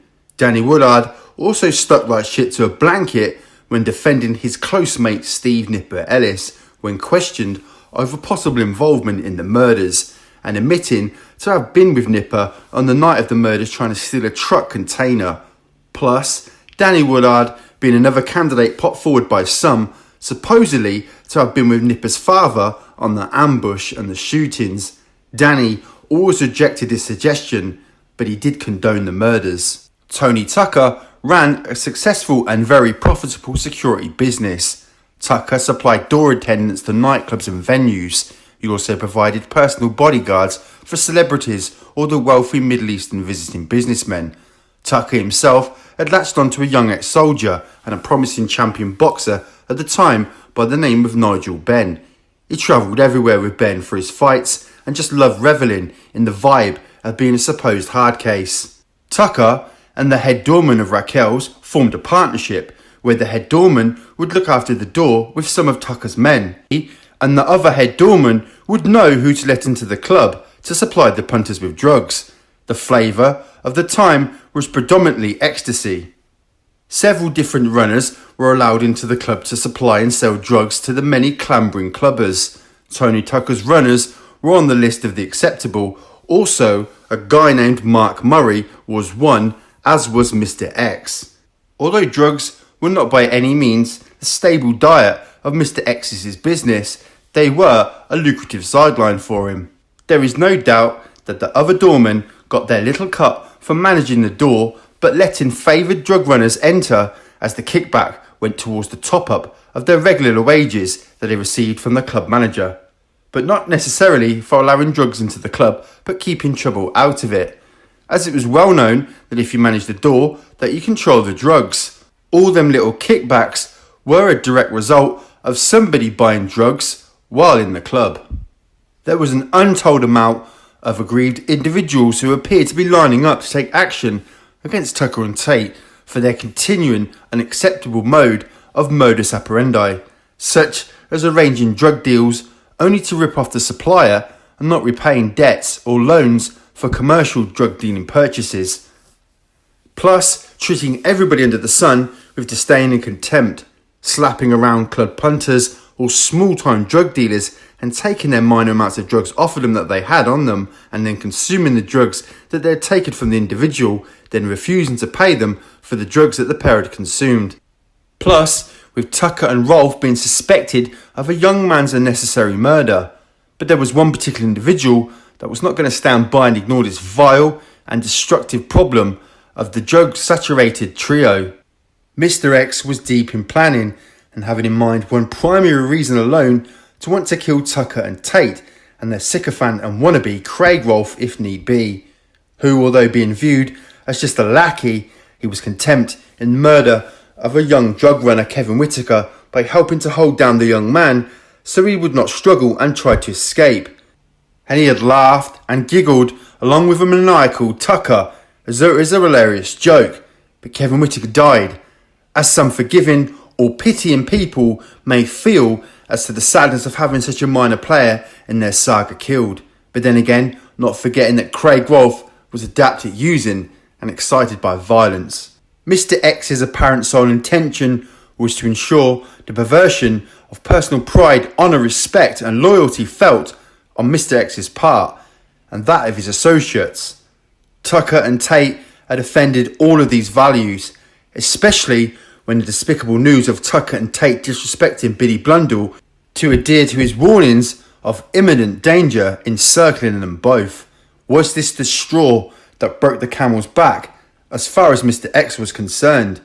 And it had cemented Mr. X's resolve and intentions as to taking what he regarded as a superficially justified retaliatory action against Tucker and Tate. What had come to pass was the unexpected and unforgivable behaviour that Pat Tate had shown to a very close, extremely trusted, prized girlfriend, and in Mr. X's mind, his personal property. She was from a wealthy family with no ties to crime or criminals. She was noticeably younger than Mr. X, a little naive, but in love with an older man who treated her like a princess. They shared a bolt hole for their relationship in a very cosy bungalow owned by Miss X. To the neighbours, they appeared to be a normal, happy couple, with Mr. X appearing to be a reputable businessman who would spend periods of time away from the home. Miss X would run her very own little business and play mummy and yummy. Very few people knew of its location, but Pat Tate was one. He had visited on a number of occasions to pick up loan money from Mr. X. She was not fully aware of Mr. X's criminal background or connections, but she did know that he possessed a chillingly cold, unyielding side and a hard to control temper. He also had no tolerance for children, insisting that Miss X stay in control of the birth control method in their relationship.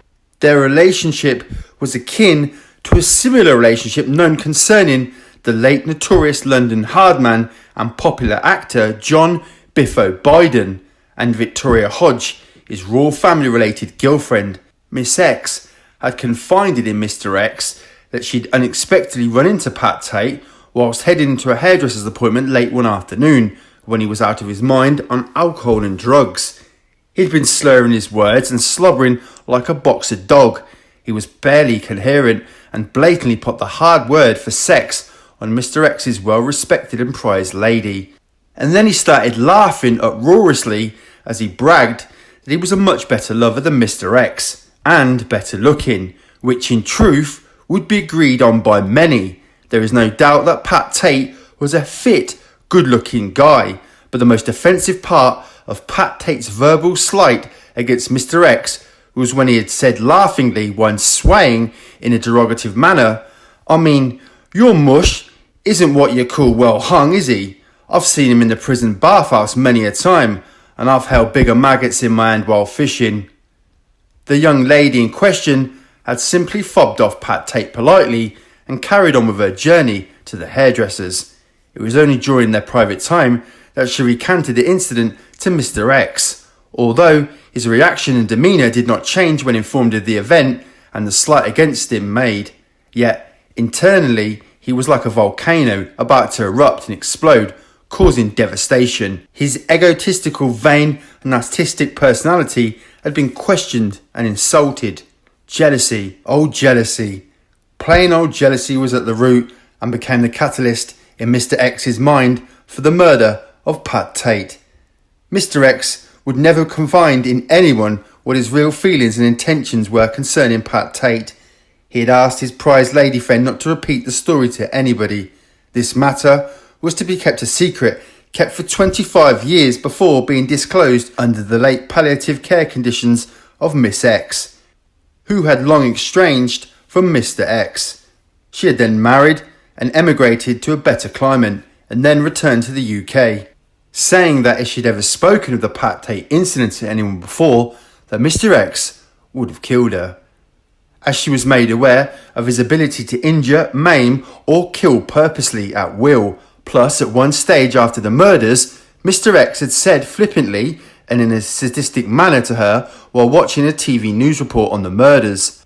At the same time, he was preparing an evening meal for them both when he said, in a typical self-adorating and goating mood, saying braggeringly, with a confident air of pride, plus with a smile on his face like a fox chewing guts, "Yes, I am known to make rather good hamburgers, dear," chilling her to the bone, as Miss X knew in her heart as to what Mr. X was referring. She had remembered that it was like a cold steel blade entering her heart. She'd always carried a sense of guilt relating to the murders of Tucker, Tate and Rolfe. It had always bothered her greatly that she'd informed Mr. X about the incident with Pat Tate in the first place, but Mr. X had extracted the retelling of this incident in his usual insisting way and insisted that Miss X divulge the dialogue involved in a very specific and minuscule detailed manner, employing his habit of smiling a thin-lit smile that did not show his teeth while doing so, and which could be interpreted as a smearing smirk. Then followed the gruesome murders. She knew nothing about other grave threats and intentions made and expressed by various criminal personalities regarding the trio, but she felt that Pat Tate in particular might have been the prime target in the murders. Did Mr. X approach Billy Blundell and ask him to source a firearm for him? When questioned as to what he wanted it for, did Mr. X disclose to Billy Blundell that he intended to kill Pat Tate and his offsider Tucker? Upon hearing this, did Billy Blundell advise his visitor that he did not have to kill Tate and Tucker, but suggested that he might use a handgun shot in the groin instead, therefore still leaving them alive and responsible for any monies owed by them to Mr. X, which could be retrievable, with Mr. X then telling Billy Blundell that some things were far more important than money. Mr. X declined the suggestion, confirming that he intended to kill Tate and Tucker if he happened to be with him, dramatically, and declared to Billy Blundell that the required firearm would have to be an awful lot more powerful and devastating than a little Saturday night special. He professed that he wanted to make their heads resemble a pizza when he'd finished with them. Did Billy Blundell suggest that his visitor hang off a while before taking any personal action against Tucker and Tate, as diverse interests would condone and be prepared to organise their killings? May some plans have already been in effect? Did Mr. X object and tell Billy Blundell that he, Mr. X, would be taking care of this matter in his way and style?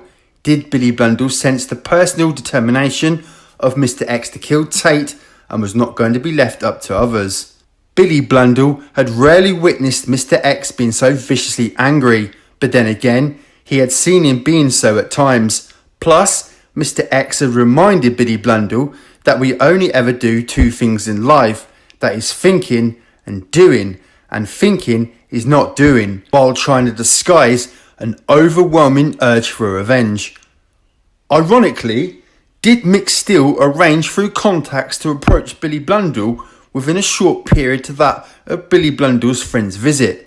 Was Mick Steele seeking advice or maybe help with his general concern and fear that Pat Tate was going to kill him at some stage, as Tate was increasingly standing over Mick Steele? Mick Steele was at this time in his 50s and not as fit as he might once have been, therefore not feeling confident enough that he could take on the much younger, fitter, more powerful, stronger, steroid-using gym freak such as the giant Pat Tate, who, it might have been remembered, completely capitalised on his job as a gym attendant whilst in prison, and he continued pumping iron with the addition of steroid use. Even a much younger Jack Worm's experience as a club doorman, but he was not known as a brute or a bully. Might have also had doubts about him having a take on Tate, even though Jack Worms was well acquainted with and respected by the Bowers family and could, if need be, call on them. Did Billy Blundell suggest that Mick Steele could employ the services of a professional killer, only to be told that Steele could not afford the fee to hire such an alternative?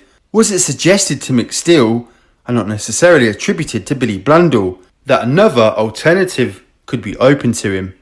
That may well have been Steele to be a willing participant in a conspiracy to kill Tucker and Tate, without having to kill either or both of them personally. The killings would be committed by another person. All that Mick Steele had to do was to convincingly lure Tucker and Tate to a pre-chosen, isolated location under the pretext of a hugely profitable drug deal that Steele was supposed to be able to broker on behalf of major concerns, either to buy drugs from at an enormously discounted price or to sell their total stash of drugs to a buyer at an enormously inflated price. Either way, it was meant to fuel Tucker and Tate, increasing their level of their greed and avarice. Mr. X knew that it would be a valuable cargo aboard the Range Rover, as that was a stipulation made as part of the conspiracy's subterfuge. It would be a case of the trio being afforded credit for their participation in the promised golden transaction. It was thought that an empty bag that was in the back of the Range Rover, for whatever reason, or what it may have contained at the time of the murders, had been given to Pat Tate, filled with loan money at an earlier meeting with Mr. X, like finance for a drug transaction. Was Mick Steele's suggestion and proposal acted upon by Tucker and Tate?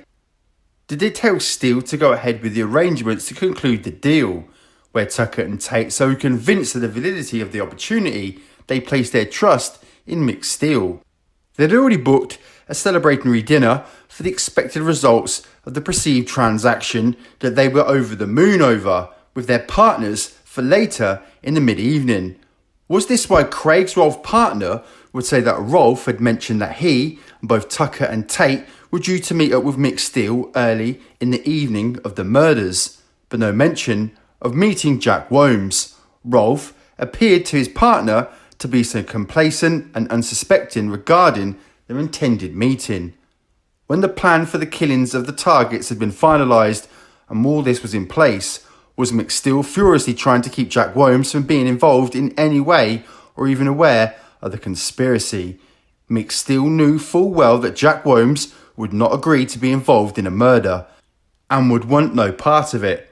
But in the same token, did McStill convince Darren Nichols that his involvement would be imperative, as also under the same threat and danger of being murdered by Tate?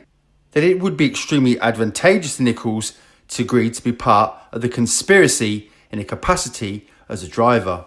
Nichols also knew that Jack Williams would not be part of the conspiracy in any way. It would be an unforeseeable coincidence that Jack Williams would be innocently in the close area of the murders at the time that they happened.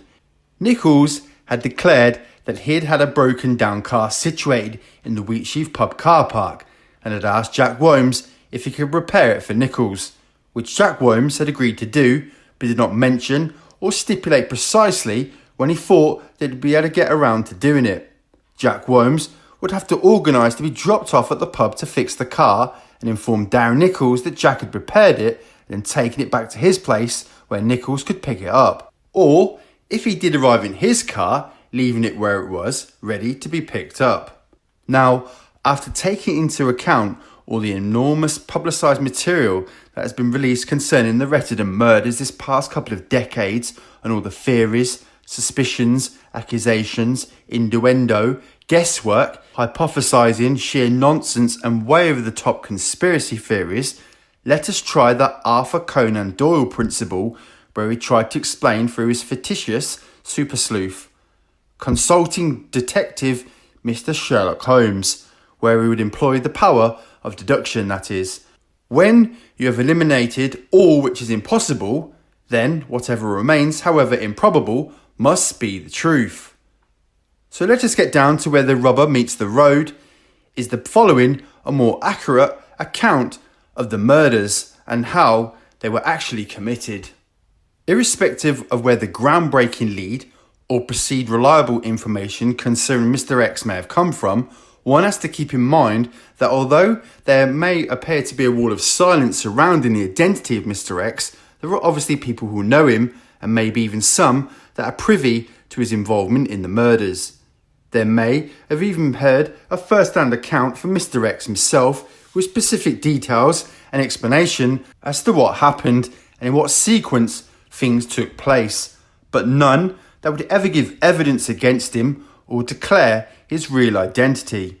Although over the last 20 years many of the older players have died, there has always been the possibility of someone leaking the true story of the killings as their way as confirmation as to the truth, purposely to a trusted confidant without reward. They thought that it would never go anywhere, or even to a big note a little, or declared with stoic pride that they were trusted enough by Mr. X that they had gotten the story from the horse's mouth itself. As often is the case when people tell stories under the requirement that the listener could not retell the story till after the death of the story's teller, then whispers could have started to emerge, and there is no telling the reaches of their spreading or whose ears they may have reached. You, the listener, may interpret these reports as a sort of a fly-on-the-wall reenactment account. After the real killer, Mr. X had made and finalised all of his plans, and after doing a reconnaissance of the attended area of ambush and making a note of the various laneways, tracks and rat runs meandering around the immediate area to access the most beneficial entry and escape route, especially the fact that the Wheatsheaf pub itself was an excellent choice of entry to the bottom of Workhouse Lane because of the convenient meandering track that lay behind it and its large car park, without relying on having to make the approach from the main road into the entrance of Workhouse Lane, while the Range Rover would pick up the waiting McStill at White House Farm. And he had his instructions and any warnings already passed on to his accomplices the critical need for silence and loyalty concerning the murders, plus making it very clear to any participants that should they ever talk about or diverge the identity of Mr. X, then they would be tracked, traced by either Mr. X or another member of the organisation, the Untouchables, who he was seemingly aligned to and dealt with, irrespective of where they tried to hide, including within the police protection witness program. They could simply brag, embellish, or confess their involvement in the murders if they wished, but they would never to diverge or mention the true identity of Mr. X. The penalty would undoubtedly be death. It must be made clear that there is no evidence to support an accusation that Billy Blundell or his brother Eddie were directly involved in the conspiracy or had been the actual shooters in the murders. They may well have been general discussions with a trusted group of criminals at a regular social gathering and have theoretically talked about various methods of disposing of enemies and how multiple plans may be incorporated. No more than average criminal banter, but nothing to suggest that the Blundell brothers were part of the planning or conspiracy to kill Tucker, Tate and Rolfe. Their relative or close ally, on the other hand, Mr. X, could have learned from Billy Blundell of the approach made to him by Mick Steele and could easily have approached or had a trusted associate approach Mick Steele with a proposal that could help Steele regarding his warranted concerns over Tate. Mr. X and Mick Steele were well known to each other. It is said that Mr. X had gained access to a small private smelting business who would be prepared to smelt down for resale some of the stolen gold from the Brinks-Mat robbery through Mick Steele. This suspicion was never corroborated. All Mick Steele had to do was to arrange a voluntary meeting with the targets on the pretense of a guaranteed bargain drug transaction. It was said that they were in line for a deal that would be worth millions of pounds to them in cocaine. All that they had to do was come up with a big enough deposit, either in cash or in a combination of cash and drugs they were in possession of, and they would be allowed credit for the remainder of the consignment. But in their mixed up thinking, credit to them at this point simply meant no paying it back. They were sold on the opportunity.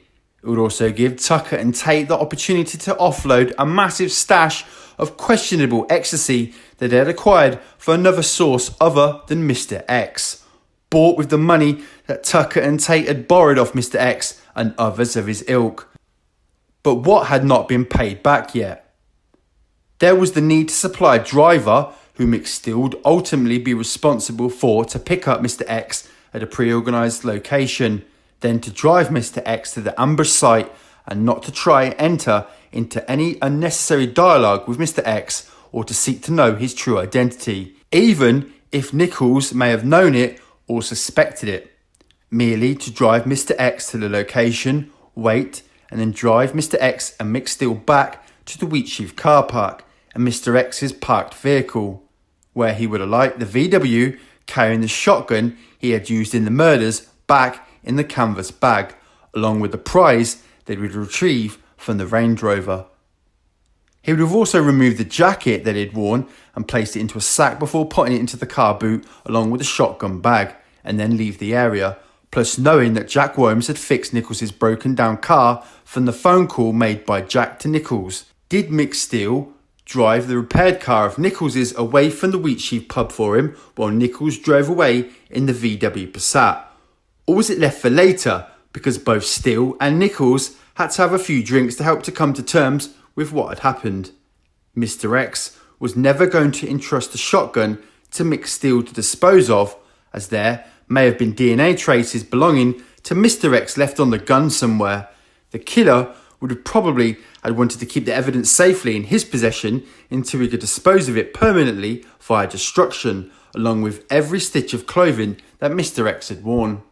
Was this explanation what had planted the seed for Nichols to waffle on dramatically about a pair of shotgun barrels that were supposed to have been recovered from one of the guns supposedly used by Steele and Worms? A shotgun was retrieved from Mick Steele's home, but it was soon discounted as the shotgun used in the killings. More than likely, an embedded story told by Nichols regarding the supposed incident of a pair of false number plates being fitted unsuccessfully to the VW was no more than a furphy to try to verify the integrity and dramatics he chose to employ, as was the case of the supposed discarded shotgun barrels and false number plates found after the event, as with a lot of other dismissible nonsense. Now to the heart of the matter. Is this the real sequence of events that had taken place without the unnecessary distraction of sheer speculation, innuendo, guesswork, or mere suspicion being applied? Or is it deeper? On the early evening of the murders, Mr. X made his way to the Wheatsheaf pub car park, where it was agreed that he would park his car before being picked up by Nichols, or to join the driver designated to the ambush, Darren Nichols, who would be driving a VW Passat that was quickly recognised by Mr. X because of the VW's registration plate already known by Mr. X, so as he would know for sure who the driver is for the killings was to be and who would be delivering his number one accomplice in the crime, Mick Steele, to White House Farm in order to meet up with the targeted trio as Mr. X sat in his car waiting to approach Nichols and the VW. After Nichols arrived at the Wheatsheaf pub car park and parked for a short time after dropping off Mick Steele in the process to wait for Tucker, Tate and Rolf to pick him up as arranged while waiting in the White House Farm area. Both Nichols and Mr. X had looked into the only other car in the car park that had an occupant in it, when Mr. X had then distinctly nodded his head slowly and raised his hand in a slack salute, alerting Darren Nichols to the fact that the ambush was certainly a goer and it was now on. Nichols was then joined by Mr. X, who climbed into the VW wearing a military style or police unique riot jacket, if not an authentic jacket, and wearing a pair of gloves plus carrying a large canvas bag. It was then that Mr. X instructed Nichols to make his way to the ambush location, but contrary to Nichols' account, Mr. X directed Nichols not to take the main road, but to drive down an available track close to the pub and to snake his way around the various tracks leading to the nearby chosen ambush area. That Mr. X had already researched to access the best available options open to him regarding entry to and the getaway from the ambush and killing area. This is why no motorists reported any car suspiciously parked on the side of the road with someone outside of it trying to fit false number plates prior to the entry of Woodhouse Lane at the reported time of the murders, and not giving any credence to Nichols' version of events.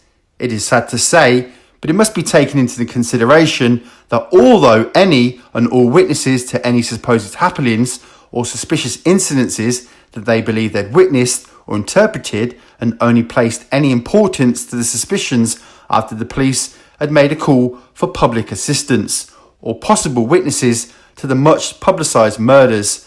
It is not to say that they did not see what they think they saw, but they were generally mistaken in their interpretations, as they may well sincerely have wanted to help. No one witnessed the VW Passat or any other vehicle enter Workhouse Lane during the estimated time of the murders, including the Range Rover, irrespective of sightings being reported in the area involving various Range Rovers, even in suburban streets or at the Retiden Turnpike, or a mysterious and suspect-looking white car. All reports were probably meant well, but they can safely be dismissed as being coincidental distractions only. There has been untold speculation as to the various sets of gunfire being heard throughout the evening and the night. There is no doubt that noticeable and recorded episodes of gunfire took place, but it must be kept in mind that small animal and game hunters often shoot throughout the night in small parties from say 2 to 4. As an example of common behaviour amongst hunters and shooters is that 2 or more may aim at the one target, say a fox, an extremely favourite target and a destructive pest to shoot. Then one of the hunters fires at the target and quickly followed by the other hunters shoot at the same target. Then the first shooter firing again, making the sound of 3 quick gun blasts being discharged. Now, what if the hunters had both missed the fox with their initial shots and had followed up with what may be 2 or more shots at the fleeing fox, which would have been scurrying with its belly low to the ground to make itself a harder target to hit, and causing a repeat attempt as the first by firing one after the other, another 3 blasts at the fox. This barrage of shooting can be interpreted as suspiciously close to possibly being the murder shots, but no more than common sequences of fire heard by the people living in the close vicinity of the gunfire. To the perceived hunters, they may have been shooting in the area at the time of the murders. It may not have even registered that there was homicidal activity taking place upon them hearing the actual gunfire of the killer. Therefore, they would have not paid any undue attention to it. There is nothing to suggest that the witnesses were mistaken or imagining the gunshots, but once again, they were only trying to assist meaningfully. And not to forget or to dismiss the realistic possibilities of illegal hunters being out, maybe spotlight hunting without permission to be on their property at the time of the murders, and did not want to admit to having been in the area. An example of this may be in a witness's statement to say that they had seen a man initially running, then slowing down to a walking pace on the main road by the amber scene on the night of the murders, dressed in a jacket and wearing a distinct balaclava. Was he just a normal unarmed poacher going about his business, merely with him popping into the favourite sections of his nearby properties? But there is no report of him carrying a shotgun or a rifle bag. He may have even been responsible for footprints discovered in a field overlooking the ambush area, but where Nichols had said that he'd been waiting not far from his parked car while supposedly waiting to hear from Jack Worms or Mick Steele telling Nichols when to come and pick them up after the murders. It has been suggested that Mr. X and Nichols were already in position at the ambush site when the targeted trio arrived at White House Farm to pick up the waiting Mick Steele as arranged before heading off to the supposed drug transaction location. There was no suspicion aroused to how as Mick Steele was said to be dressed, wearing a pair of overalls and what appeared to be a new set of wellies, and Steele offering the voluntary explanation that he would have to be outside of the Range Rover in order to initially meet and greet the supposed member or members of the other parties to the venture. After all, it was December, it had been snowing, and the knee-length frost-covered grass that was in existence at the time in the area would have only to serve to soak anyone's lower legs if not protected by a pair of wellies or high knee-length boots. In the meantime, and purely by coincidence, Jack Worms arrived at the pub car park intending to try to repair Darren Nichols' broken down car. Not long after the VW had pulled out and left, he had no inclination that Nichols alone, never mind an unknown person to Jack Worms, had already been there. Mr. X had already been there immediately prior to his arrival, and Jack Worms did not have a clue as to what the reason the individuals had in mind and planned. As it happened, the reason for the car being broken down was a simple one for Jack Worms to rectify, which he did, and he then either drove the car out of the pub car park or taking his car and returning to his home.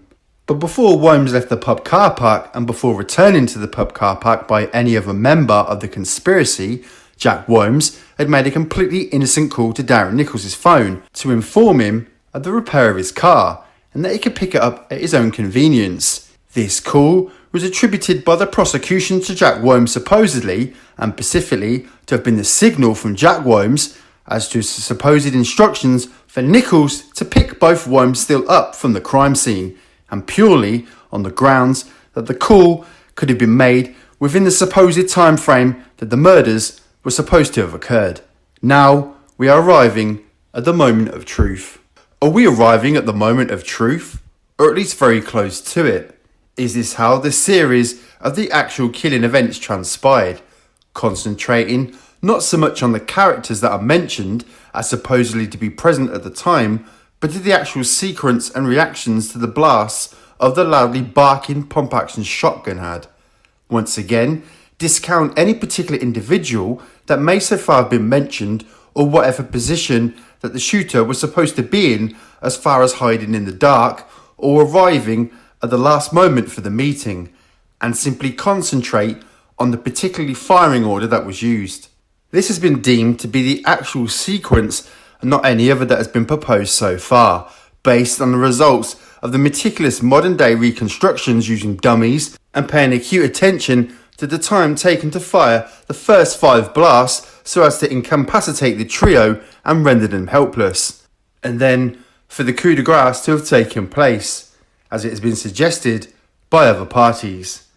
As Mr. X and Nichols waited, hidden by a bushy hedge close by the closed farm gate at the ambush location, It was then that Mr. X, sitting next to Nichols in the VW, produced the pistol-gripped pump-action shotgun that had been specifically sourced for the murders from a reliable source. Because it had to be guaranteed to function as designed and expected within close range, stored within the canvas bag, a regular length shotgun with a full shoulder butt would be too restrictive and cumbersome for use in a confined closed space. He then proceeded to load the magazine chamber with 5 12-gauge cartridge shells. Then he took some extra rounds from the bag and placed them into his jacket pocket, as he knew they would require them to complete the killings to his satisfaction. When the Range Rover finally arrived at the location, entering Workhouse Lane, Pat Tate received a phone call from his girlfriend wanting to know where he was. He told her that he could not talk just then, as he was with someone or waiting for someone. When the Range Rover had eventually come to a halt at the locked farm gate, however, Tate wasn't about to answer any calls at this time. He wanted to stay on the high he was on while he waited to commence with the meat and the deal. This was supposed to sort out all his financial troubles and put an end to his woes. He might have even considered repaying Mr. X and the Blundells for his outstanding debts.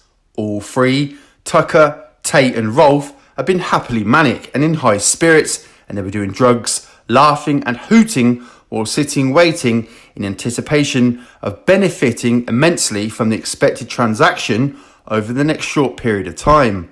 Pat Tate had received a voice message on his phone that he did not respond to. It was a call from his partner asking where Pat was. As it was now getting late, as they was expecting to be going to dinner shortly, and it was starting to get close to the booked dinner reservation time, Tony Tucker also had a voicemail on his phone that he did not reply to, making the same inquiry.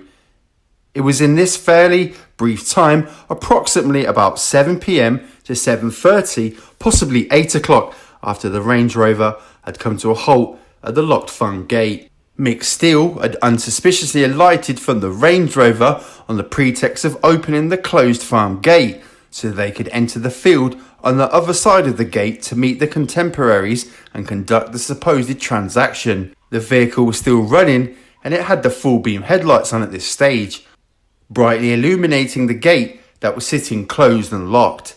At this point, it has been suggested that both Mr. X and Darren Nichols were standing outside of the hidden VW, with Mr. X hidden in the dark and under covers of some bushes very close to where the Range Rover was stopped.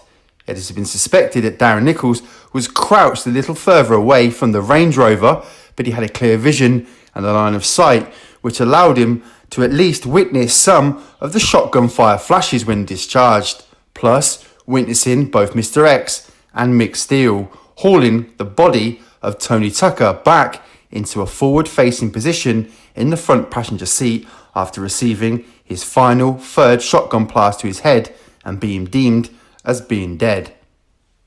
It would have made no difference at all to Nichols if he had been sitting in the VW while the murders took place, or standing outside witnessing the action, as he'd already been that involved as a willing accomplice that anything that he witnessed would not matter to Mr. X. Nichols was supposed to honour his word and loyalty and never speak of the murders for his own protection and the protection of Mick Steele. Nichols was well aware of the consequences that would befall him if he revealed the true identity of Mr. X.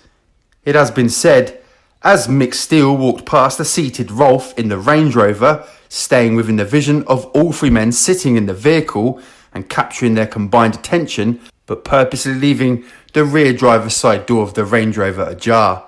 This action would allow the interior light of the Range Rover to illuminate the scene inside of the vehicle well enough for Mr. X to see all of the targets clearly and utilise the advantage, given the fact that peering out of a lit environment makes it harder to see what is outside in the dark, more than it is to see inside the illuminated area from out in the dark. Plus, the added fact that Pat Tate, while he was staring at Mick Steele making his way to the locked gate and could not see or aware of Mr. X in his position standing directly alongside the Range Rover.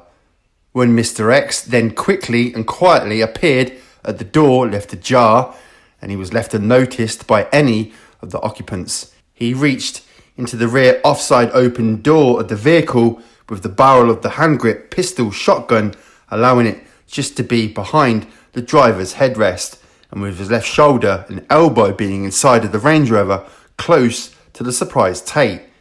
He immediately shot Craig Rolfe in the rear lower right hand side of the head and behind the right ear, immobilising him instantly and leaving blood splatter on the vehicle's interior, and Rolfe was lolling to his left hand side towards a terrified Tony Tucker, with Rolfe still holding the steering wheel and with his foot on the brake. It took Mr. X only 1.5 seconds to eject the spent shell, leaving it to come to rest on the ground close to the Range Rover on the driver's side. Mr. X then altered his angle slightly and then fired another blast in the general direction of the still shocked Pat Tate, who was sitting positioned in the middle of the rear seats of the Range Rover, with his feet slightly entrapped under the front passenger side seat and the driver's side seat. This blast of the shotgun had deeply grazed Tate's head as he tried to initially react from the unexpected attack, but this injury did not cause Tate to lose consciousness, and the bulk of the shotgun blast blew out of the noticeable portion of the rear passenger side window of the Range Rover, but not all of it.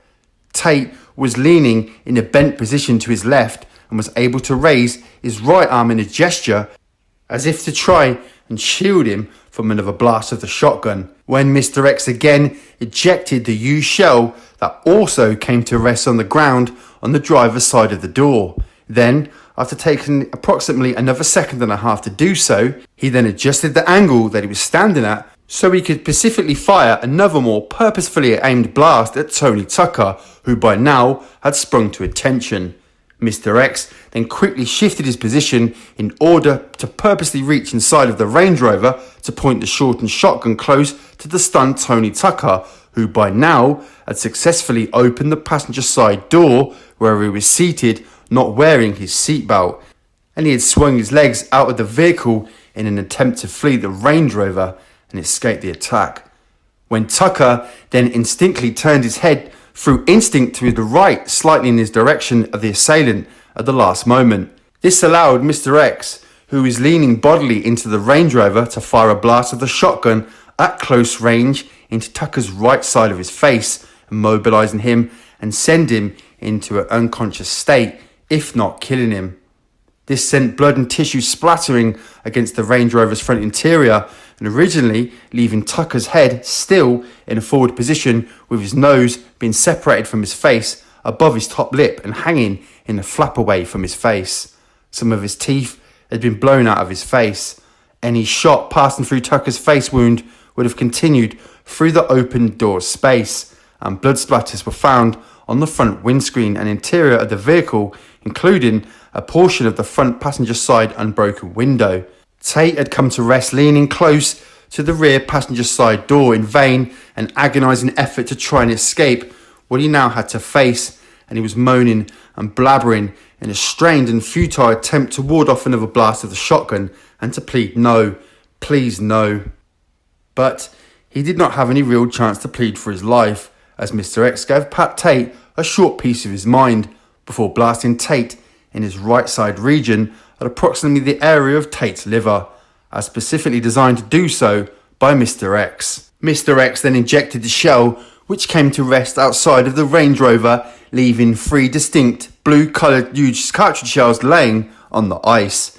Mr. X then proceeded to point the shotgun even closer to the stricken Tucker by a couple of inches, and then fired a 5th blast into the upper right side of Tucker's face, just above the first, leaving flashburn marks. This caused the ejected shell to bounce off the car's headlining and land in the rear offside footwell. But again, any shot that may have passed through Tucker's head injuries would have passed through the opened side door of the Range Rover and lost, scattered amongst the nearby bush area along the side of the ambush track, an area that was not investigated to see if any shot fragments, broken flora or signs of impact could be found and used as evidence, as they considered and assumed that the passenger side door to have been closed. The ejected shell from this shot had ended up passing over the slumped head and body of Rolfe and rebounding into the driver's side door recess. This blast totally would have killed Tucker. He may have already been dead upon receiving the first shotgun blast to his head, but it was shown in Tucker's autopsy that he had inhaled some blood. But Mr. X was not satisfied as to the effect the blast may have had. Mr. X had fired the fifth blast from the shotgun that had caused Tucker's body, which had now come to rest leaning to his left-hand side, with his legs already dangling out of the opened car door to shudder slightly, now allowing the fresh warm blood that was freely flowing from Tucker's head wounds to drip into the wheel track left by the Range Rover in the mud and slurry to pool for a brief time, then to be diluted and spread down the sloping track as far as the farm gate to further pool due to the morning melting ice. Mr. X was not about to take any chances. He was determined to make sure that all of the victims were indeed dead before making his escape and getaway from the crime scene. Mr. X then made his way around to the other side of the Range Rover to where a still conscious Pat Tate was cowering, whimpering and moaning. It was then that Mr. X patiently and purposely reloaded the 5-cartridge magazine on the pump-action shotgun.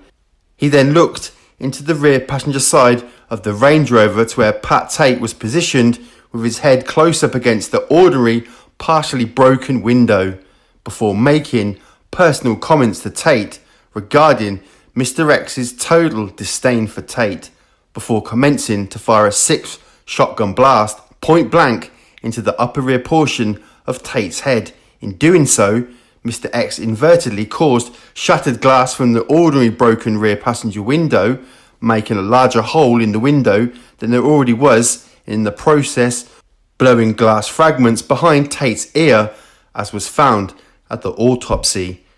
It also left a clump of blooded tissue to adhere to the bottom of the window at the top of the door panel. Then this allowed a thin strip of blood to drip down the outside of the door and around the wheel arch to then drip down into the muddy wheel track. Plus, in the process of the shooting, blood splatters and tissue were blown onto Mr. X's upper body. There simply was not enough blood flowing for Tate's final head wound to account for all of the blood found outside of the Range Rover. Most of Tate's blood had dripped to congeal on the rear seat and down onto the floor well. Mr. X ejected the used shell, which came to rest on the muddy track behind the Range Rover, later being run over and flattened possibly by the vehicle that Mr. Peter Fearbold arrived in before coming to a halt behind the Range Rover. Mr. X then moved forward just slightly from his position at the rear near the side door of the Range Rover and began to examine the slumped body of Tony Tucker. He had achieved his intention of immobilising the trio with his first barrage of fire. He now simply had to apply phase 2 of his intentions, and that was to make sure beyond all possible doubt that the trio were dead. Tucker was now in a sitting position with his left-hand side propped against a stationary vehicle passenger seat, with his legs slightly sprawled and his head in a forward-leaning position from his torso. It was then that Mr. X had conveniently positioned himself above Tucker when he then positioned the shotgun, and Mr. X standing on his tiptoes to give him a little bit more room for the shotgun barrel to be just above Tucker's head. He had to reverse the normal position of his firing hand so he could use his thumb to depress the trigger and allow for the shotgun's recoil. So to fire a final blast into the back of Tucker's conveniently drooping head. He was leaving a distinct entry hole that had evidence of flash burns from the closely held shotgun, which appeared to be in a slightly upward facing position upon inspection during the autopsy. It had also caused blood and matter splashes to be on Mr. X's head and face. He then ejected the used shell, which came to rest near the rear of the Range Rover. Suppose one looks closely at the mortuary images. The one that is highlighting Tony Tucker's head when he is lying face down on the table. It is obvious that the hole in the top rear of Tucker's head had to have been inflicted while Tucker was facing to his left, as the shooter would have been behind the front passenger seat headrest in order to have shot Tucker if it had been facing forward, as in the stage position that it was found in, and having it presumed that the door had been shut. The shooter would have had to have been an incredible, unusual contortionist to have been able to shot Tucker in the back of the head if he was sitting facing forward and the door had been obstructing the ability of his body to have ended up naturally in such a position. Mr. X then made his way around to the driver's side of the vehicle and was intending to send another shotgun blast into Craig Rolfe, but he found that opening the driver's door to further examine Rolfe and being convinced that Rolfe was already dead, he wanted to shoot him again just to make sure. Mr. X stood looking at Rolfe for a moment or so. At this point, Rolfe's head injury did not appear to be that graphic apart from Rolfe's left eye stuck in an odd position, staring coldly at his right temple. Mr. X leaned into the Range Rover slightly and placed the shotgun angled slightly downwards and very close to Rolfe's face, at the lolling Rolfe's side of his head behind the ear. The bulk of the shot went downwards and fractured Rolfe's neck in the process and contained the dispersed pellets in the body, but in doing so, some of Rolfe's blood had splashed on the driver's side door and over Mr. X's upper body and then deflected off him to leave such small bloodstains etched in the snow and ice beside the offside of the Range Rover. Mr. X did not eject the used shell, he left it in the gun. After being totally convinced that all three were dead, it was at this point that Mr. X was said to have called for Mick Steele to come and join him in a position that he was occupying close to the locked gate while the attack took place, in order for Steele to assist Mr. X in manoeuvring Tucker's heavy dead body back into a front-facing position, for no other reason than to keep it from view from the air by any police helicopter search that may be in progress after a report on the missing men had been lodged with the authorities and could be implemented, no other reason. Although Mick Steele was aware of what was planned, he was still shocked and agog at the coldness, focus and determination of Mr. X. He merely responded to Mr. X's call and went slightly shaken in the process to assist him. Nichols looked on dumbfoundedly shocked at the reality of what had just taken place. Mr. X and Steele began struggling and hauling Tucker's body strenuously and slowly, leaving bruises to his upper arms just above the elbow that would show up clearly as bruising upon mortuary inspection. They placed Tucker's body back into the passenger seat, leaving him with his head facing to the right slightly. This is how it had come to rest after being bundled back into the passenger seat, where it continued to seep blood down onto the seat to pool and congeal, soaking into the material of Tucker's jeans, mainly onto his right-hand side. Not through any specific intent, they even went as far as placing his feet in a casual but comfortable looking position, with Mr. X making various sarcastic comments as he placed Tucker's feet in a position as though he had been sitting there having a peaceful doze. He had done something similar to Tucker's hands, leaving them in a position that appeared to be also one of relaxed satisfaction. Then, after placing Tucker's telephone in his lap, which had fallen to the footwall area of the Range Rover when Tucker had first jumped an alarm and had tried in vain to escape from the Range Rover. Maybe in a sort of black comedic sarcastic way, such as, "Try using that now, fatso," before closing the Range Rover's passenger side door.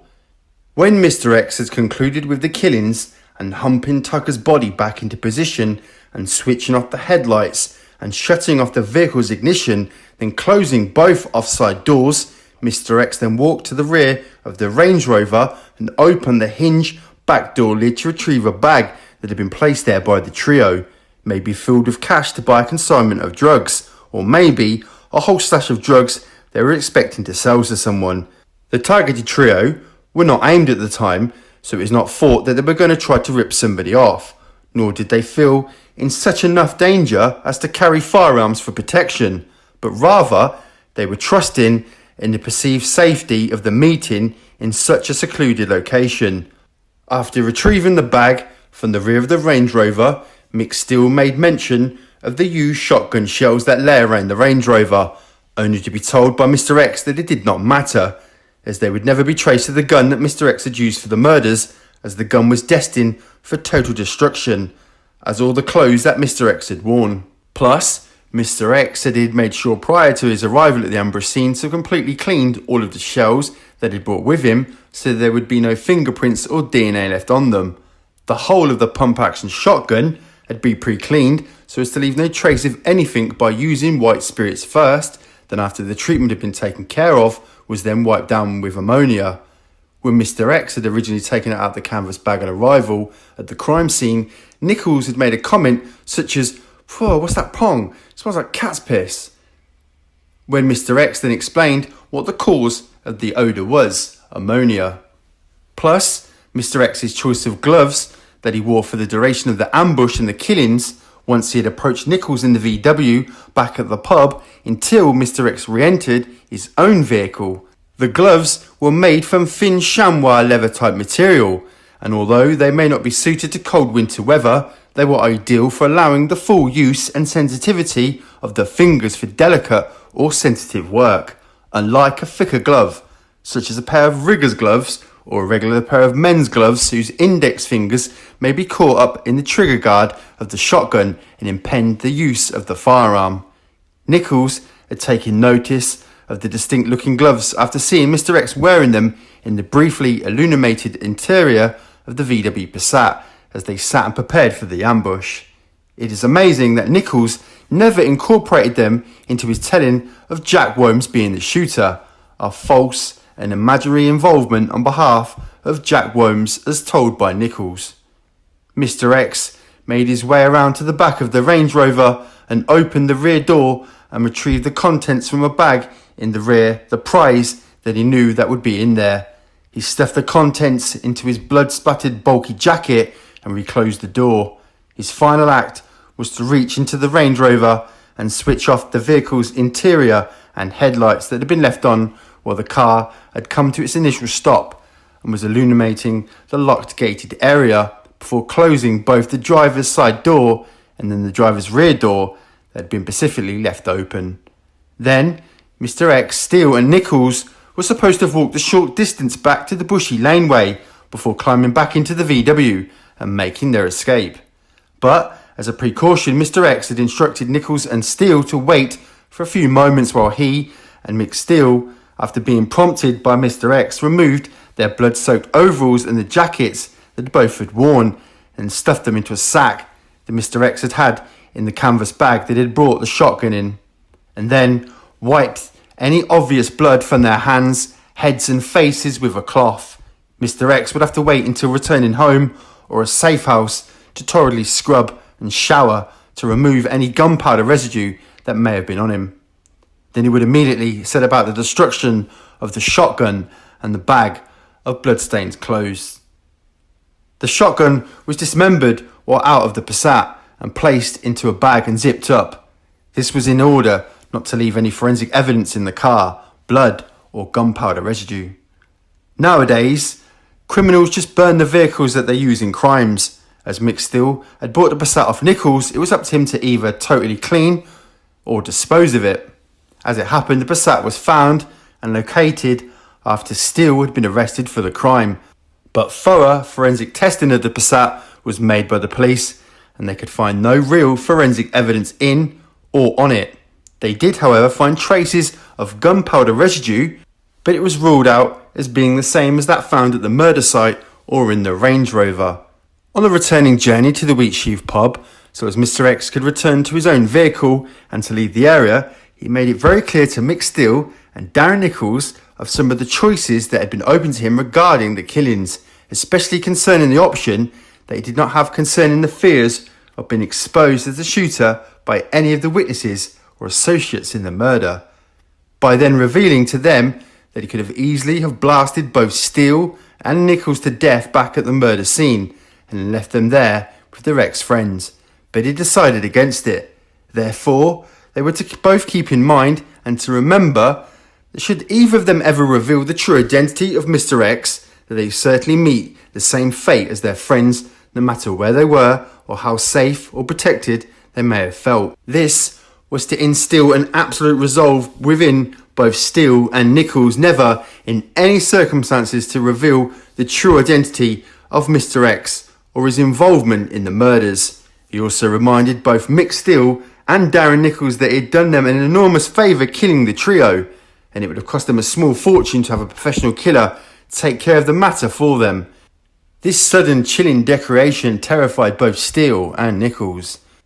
Nichols could at least enjoy what had gone down with his assistance in the murders, as he felt as if he was finally free of Tate's threats and aggression. It had also given him the opportunity to witness the blood on Mick Steele's gloves, hands and clothes before he removed them, before getting into the Passat, which he declared to the police was while they sat in the Passat, which Nichols mentioned later in detail to the police. But as far as Jack Womes was concerned, Nichols had never made any mention of Jack Womes having any bloodstains on his hands or gloves or on person when he was supposed to have been in the VW with Steele and Womes. Why would he, if Jack Womes was not even present at the murder scene? An explanation that may give some credence to the previously unanswered questions as to the fact that Tony Tucker had mud or sludge on the soles of his boots, and how come the back of his thighs and the side of his left lower leg was soaking wet upon inspection at the mortuary when being photographed if he had not left the car. Urine could have been part of the cause of the wet patches on Tucker's pants if he'd have emptied his bladder, but the fresh mess on the soles of his boots so far has remained a mystery. Some believe that Tucker had vacated the vehicle at one stage to relieve himself, and this was offered an explanation for the dirt on his boot soles. At the same time, Tate and Rolfe had none on theirs, but oddly enough, Rolfe had a full bladder, as it was discovered at the autopsy, and it appeared that he might have been close to bursting for a piss. It was also discovered that Rolfe, although suspected of being killed instantly by the first blast to his head, and also like Tucker, he had inhaled blood into his lungs at some stage after being shot. Another small discovery that was made at the mortuary concerning Tony Tucker was an old scar on his head which indicated that it could have been made by a small axe wound. This might give some credence to the belief that Tucker had partaken in organised soccer violence alongside his great pal Carlton Leach, but that is as close as Carlton Leach got to be a major player of the Essex Boys. His story and background in soccer violence is his well-known and documented story, and then for nothing to do with the Essex Boys apart from his close friendship with Tony Tucker and some paid doorman's work that he'd done for Tucker, along with the occasional commissioned bashings for Tucker upon other people. Although it may have been the case of Carlton Leach along with some other known associates of Tucker to have been forewarned as to giving Tony Tucker a wild berth for unspecific reasons. Now, keeping in mind that irrespectively of who may have been responsible for the shootings, neither Steele nor Womes would ever give evidence against the other. It is simply not within either of their natures. Even as late as today, Jack Womes would declare that he is innocent, and if asked if he thought Mick Steele could have been involved in the murders, he would state that he had never even asked Mick if he was involved or not. It has always been a moot point for Jack Womes. But remember that Mick Steele and Jack Womes have not spent the last 20 years living in cells that are next to each other. Then there is the matter of spending time in different prisons, where they could not talk to each other, let alone plan and connive to keep up with the continuation of a tiresome to some joint denial and hope for a near miraculous successful appeal, or maybe even a retrial. If one listens closely, Jack Womes never proclaims that he and Mick Steele were guilty of the murders. He specifically states he is not guilty of the murders. He leaves it up to Mick Steele to keep denying that he was guilty of the murders. One has to consider that Jack Womes has never diverted from his denial of being one of the killers. So much so that even when his dying father, Jack Sr., asked him to confide in him if Jack was guilty of shooting Tucker, Tate and Rolfe, merely for his old man's peace of mind before dying, Jack Jr. had sworn to his father that he did not take part in the shootings and he was indeed innocent. And then Jack Jr. explaining to his father that he could not see the point in admitting to a crime that he had not committed, not even if it meant an early release on parole from his sentence, with it being a firm statement that can be still heard from Jack Womes today. Mick Steele does the same. He says that he is not guilty and leaves it up to Jack to continually deny any involvement, which happens to be a sort of major stipulation of the parole board to expect to hear that a prisoner found guilty of an indictable offence should show remorse, and they consider granting parole to those who do show remorse for their crimes and show signs that they're not likely to reoffend. If Jack and Mick refuse to take any responsibility, then the chances of being granted parole are very slim. Both Jack Worms and Mick Steele know of this ruling, therefore, if they persist and there is nothing they say, then they won't.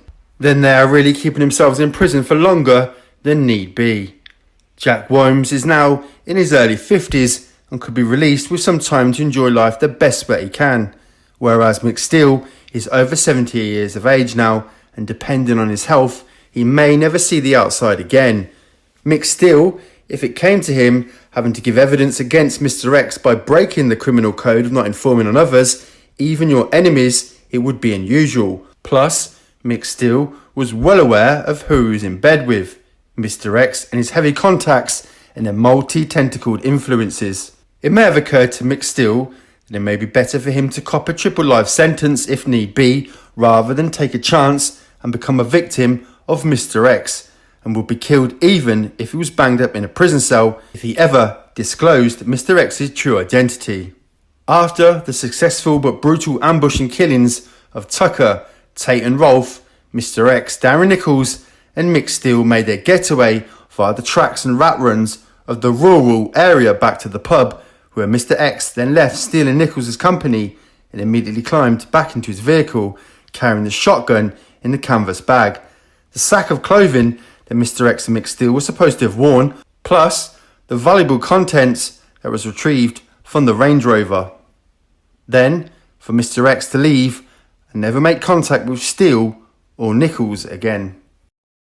After the successful but brutal ambush and killings of Tucker, Tate and Rolfe, Mr. X, Darren Nichols and Mick Steele made their getaway via the tracks and rat runs of the rural area back to the pub, where Mr. X then left Steele and Nichols' company and immediately climbed back into his vehicle, carrying the shotgun in the canvas bag, the sack of clothing that Mr. X and Mick Steele were supposed to have worn, plus the valuable contents of the bag recovered from the Range Rover. Then, for Mr. X to leave and never make contact with Steele or Nichols again. He was leaving both Steele and Nichols with the decision to keep their mouths shut concerning the murders, or at least never revealing Mr. X's true identity, no matter how much that it may be tempting to confide in anybody else, brag or embellish the tale in any way, or offer to reveal Mr. X's true identity in exchange for immunity from any personal prosecution in the murders.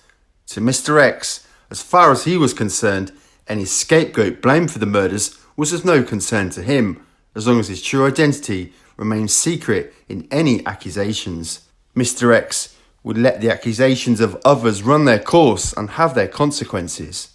That was the name of the game, according to Mr. X. He'd called a very trusted friend very shortly after the murders to inform him out of respect that he had completed his mission.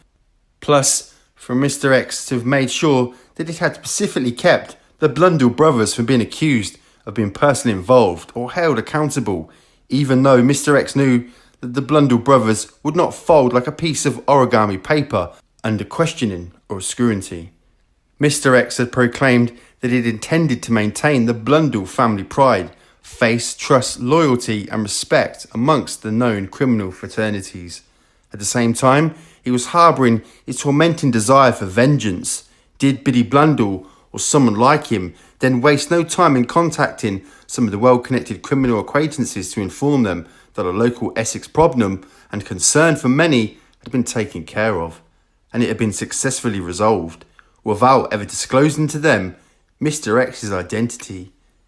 Did this information make its way to the police arm of the Untouchables, who would then be aware that the murders had taken place and the time had been deduced from the perceived call that they might have received in the late evening, informing them that the murders had taken place?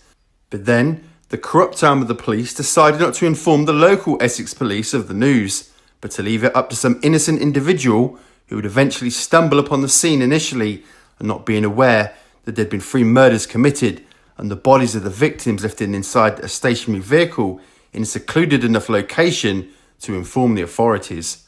Plus, leaving the actual time of death impossible to establish.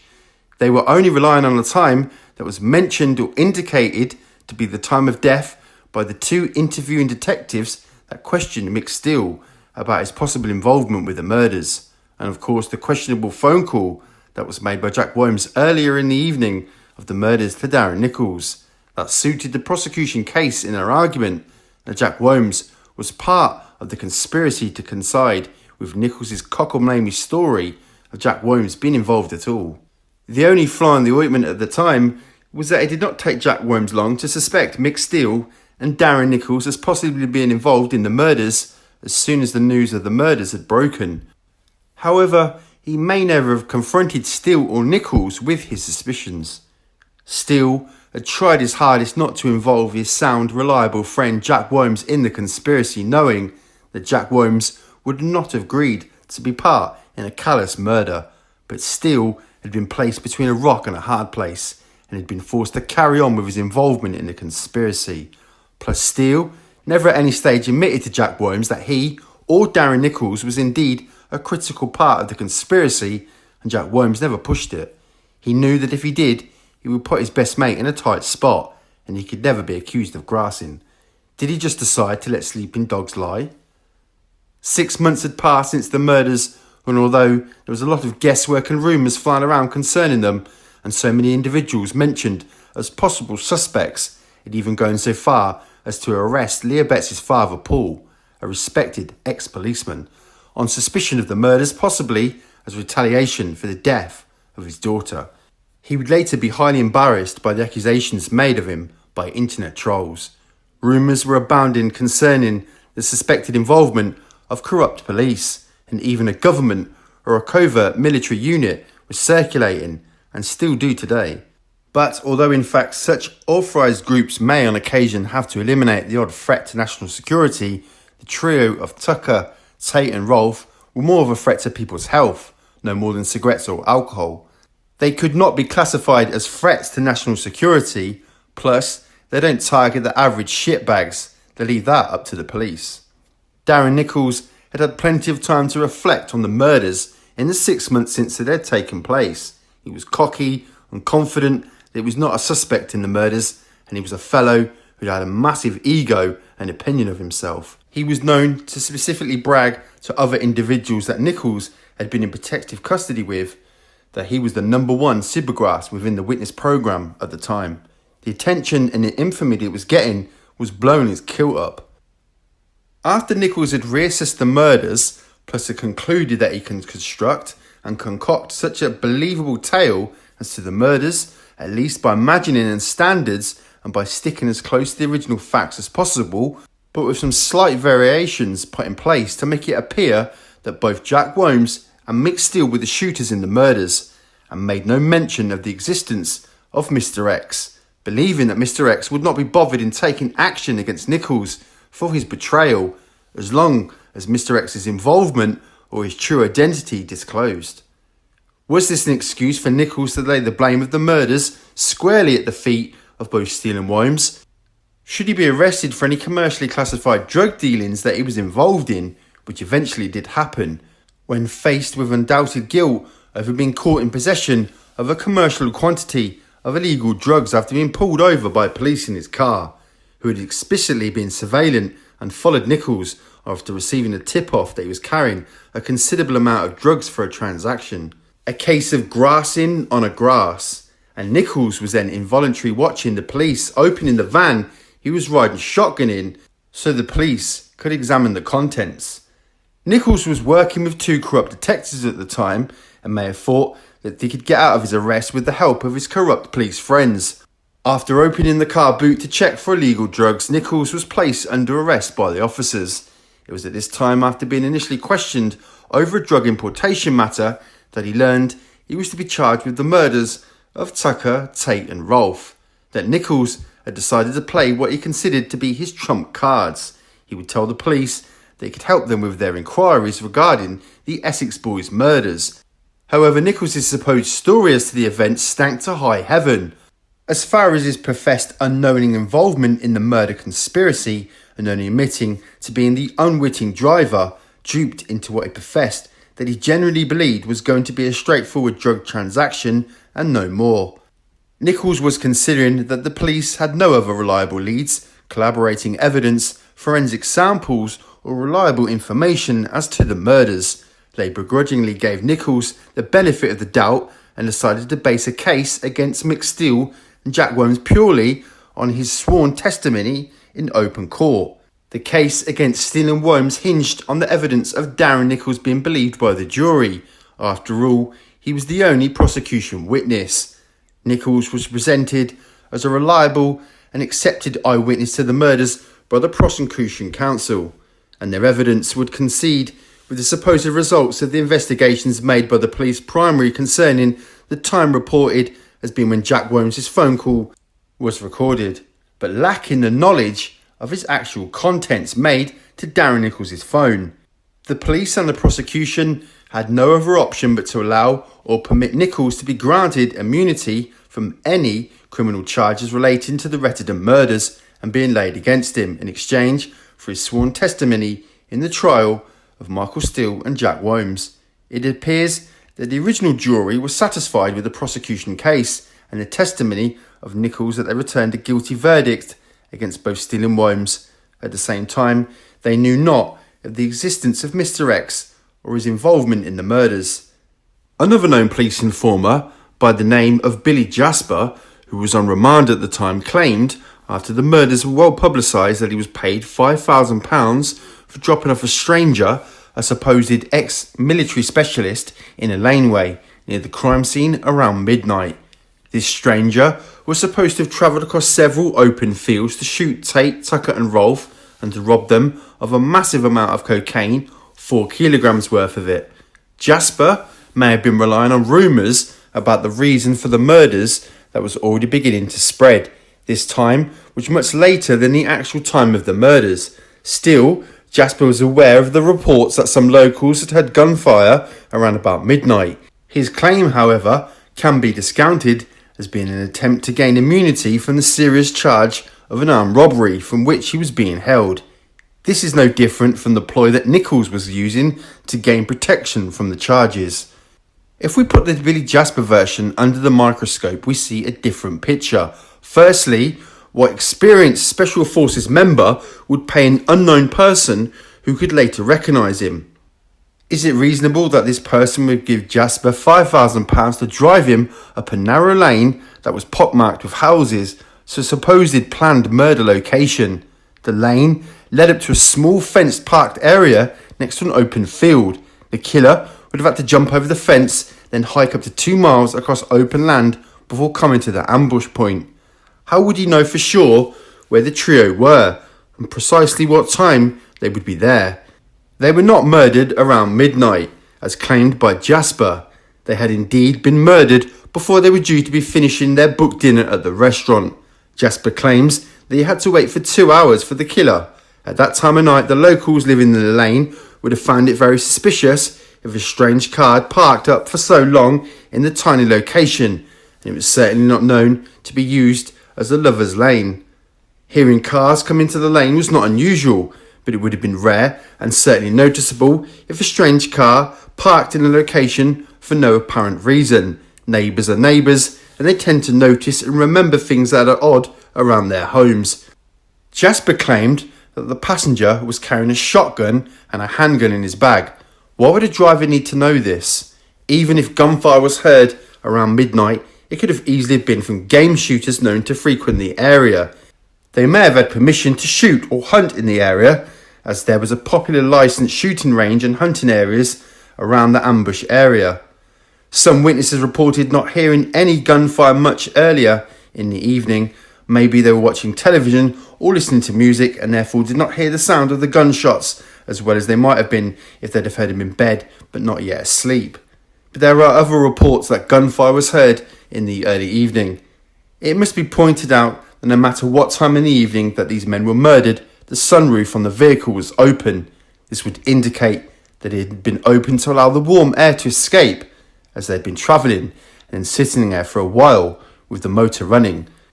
Because they were waiting in the warmth of the parked vehicle, some say as the reason there was no frost on the Range Rover. It must be realised that although there were 3 dead bodies inside the vehicles, they did not become stone cold upon their killing, although rigor mortis was already setting in. The temperatures of the bodies would have slowly decreased over time and helped stave off the frost on the vehicle. Photographs show that there were condensation marks inside the car. The chief investigating detective had commented on this when he first viewed the Range Rover after it had been discovered, and he was called onto the scene. He arrived after doing his morning shopping. Talk about being slack. An interesting thought that you may like to consider is that since the time that Darren Nichols entered the Witness Protection Programme in 1997, there have been no reports of him being seen again. This is not to say that he would voluntarily stick his head up only to be recognised. Just how would he look today to a worldwide audience thanks to the internet? But did he become too much of an annoying thorn in the side for the Untouchables, and they have long disposed of Darren Nichols permanently?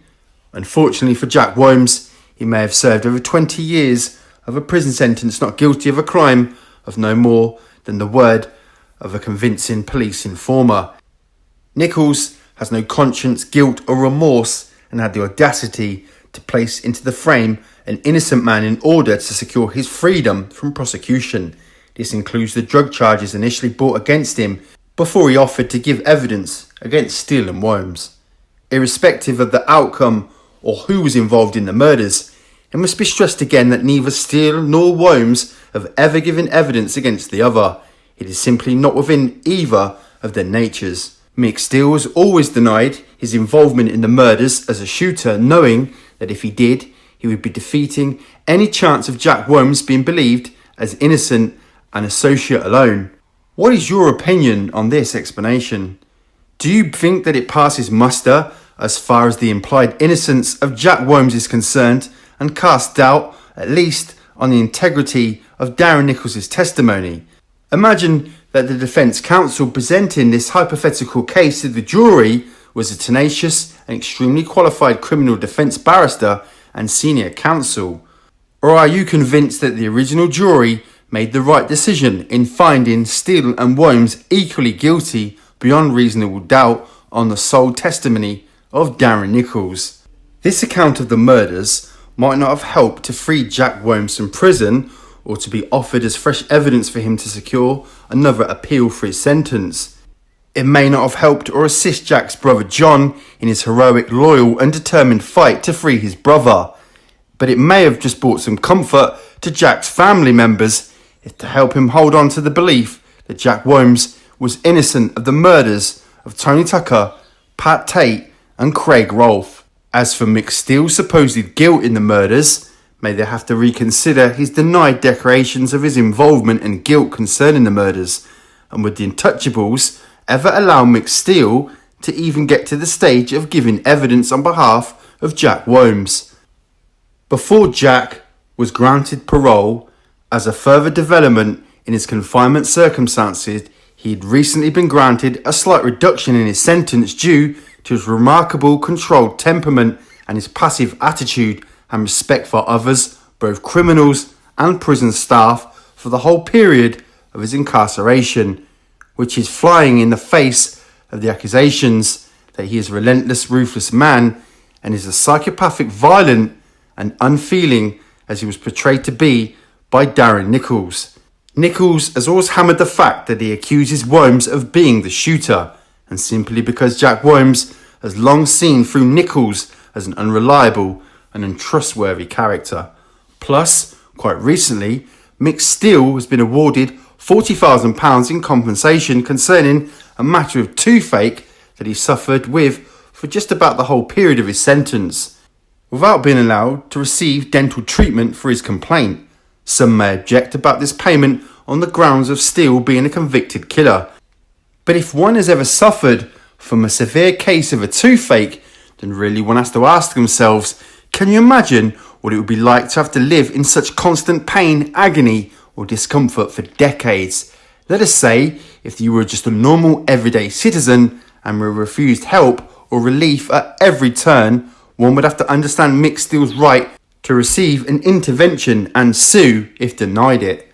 Could Darren Nichols have been nailed for perjury or been tried as an accessory to murder before and after the fact? Of course not. He got away with murder with the immense help of a highly blinkered, if not incompetent, police investigation. It was said that he laughed up his sleeve at the gullibility of the jury, who today may be ashamed for the returning of a guilty verdict, especially in the case of Jack Williams. The police can claim a result, having 5 known criminals off the street in the process, but any mention of police involvement, coercion, assistance, or the condoning of the murders is vehemently denied by them. The case is closed and should be kept that way, as far as they are concerned. Their exposed incompetence or lack of due diligence in investigating this set of murders still stings them today. The last thing that they want is to reassociate themselves with the crime in any way. After all, is it not true that the police are not bothered by who is guilty or innocent of a crime if they can make a charge stick and have a good chance of gaining a conviction? Then, in their books, anybody around whom they can fit the evidence with confidence and benefit will do. Getting a conviction means that their police job appears to have been done. Let the convicted try to appeal it. Is Darren Nichols even still alive? No matter how much he would like to fan his ego, he knows in his heart that if Mr. X knows of Nichols' betrayal, he may very well be part of the national Untouchables, who have the ability through their organisation and contacts to locate and kill Nichols should they wish to. Can he ever relax and enjoy life without trying to fool himself, even with a new identity and location? Nichols may have claimed that he did not fear either Steele or Williams as far as retaliation was concerned, but in reality he would have excellent reason to be bothered about Mr. X knowing how stubborn and determined and homicidally vindictive he could be. Now it may come as an unwanted surprise or letdown to all overly dramatic conspiracy theorists who have jumped to their conclusions, but these murders were not committed by a covert arm of the law or any sanctioned and warranted military personnel, nor were they undertaken by any paramilitary organisation. If this was the case, there would have been no used shotgun cartridge shells left to be found and recovered. The area immediately surrounding the Range Rover, particularly any distinctive tracks that may have been made by said team or squad, would have been swept away with the aid of some surrounding foliage in order to contaminate or destroy the evidence. The same method of obliterating evidence that may have been left by them would not have been needed or applied in the case of the various tyre tracks that have been seen in abundance leading into Workhouse Lane and down the ensuing tracks, as none of them would have been made by any vehicle by the imagined hit squad would have arrived in. All of the recognisable and photographed tracks were attributed to having been left by innocent regular visitors to the lane area, prominently for the purpose of shooting. Then there would be the tracks of the 2 local farmers, including one of the Fearbold brothers, Peter, a champion shotgun shooter himself, and Mr. Ken Jiggins. They would have travelled down the track to feed their pheasants in the fields that lay ahead. In doing so, they could have accidentally run over and crushed one of the used shotgun shells that had been left lying on the track.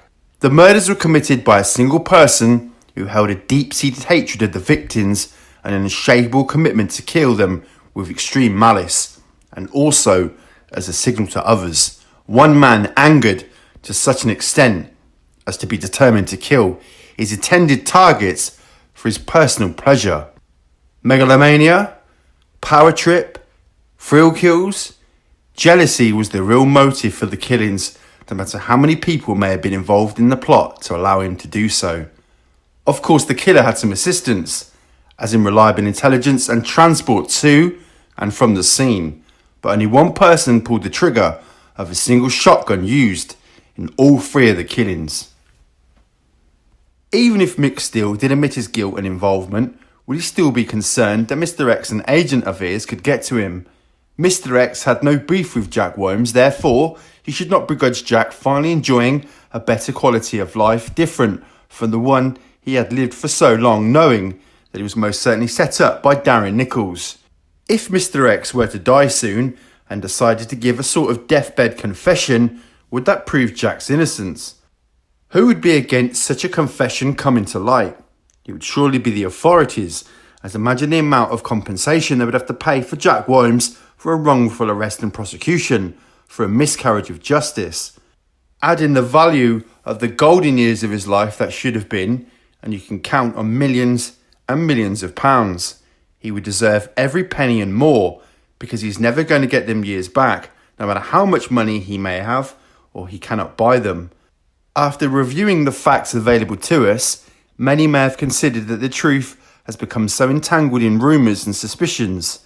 Here is something for you to consider now. After all, it is said there are 3 sides to every story. Side A's account, side B's account, and then there is the truth. Do you think the following explanation could be the truth? And can the truth be hidden in fiction? In the final chapter of the Essex Boys and Mr. X, we look at another explanation that has been compiled from previously unreleased and suppressed official documentation relating to the case. It is an explosive report about the real motive, which has never been scrutinised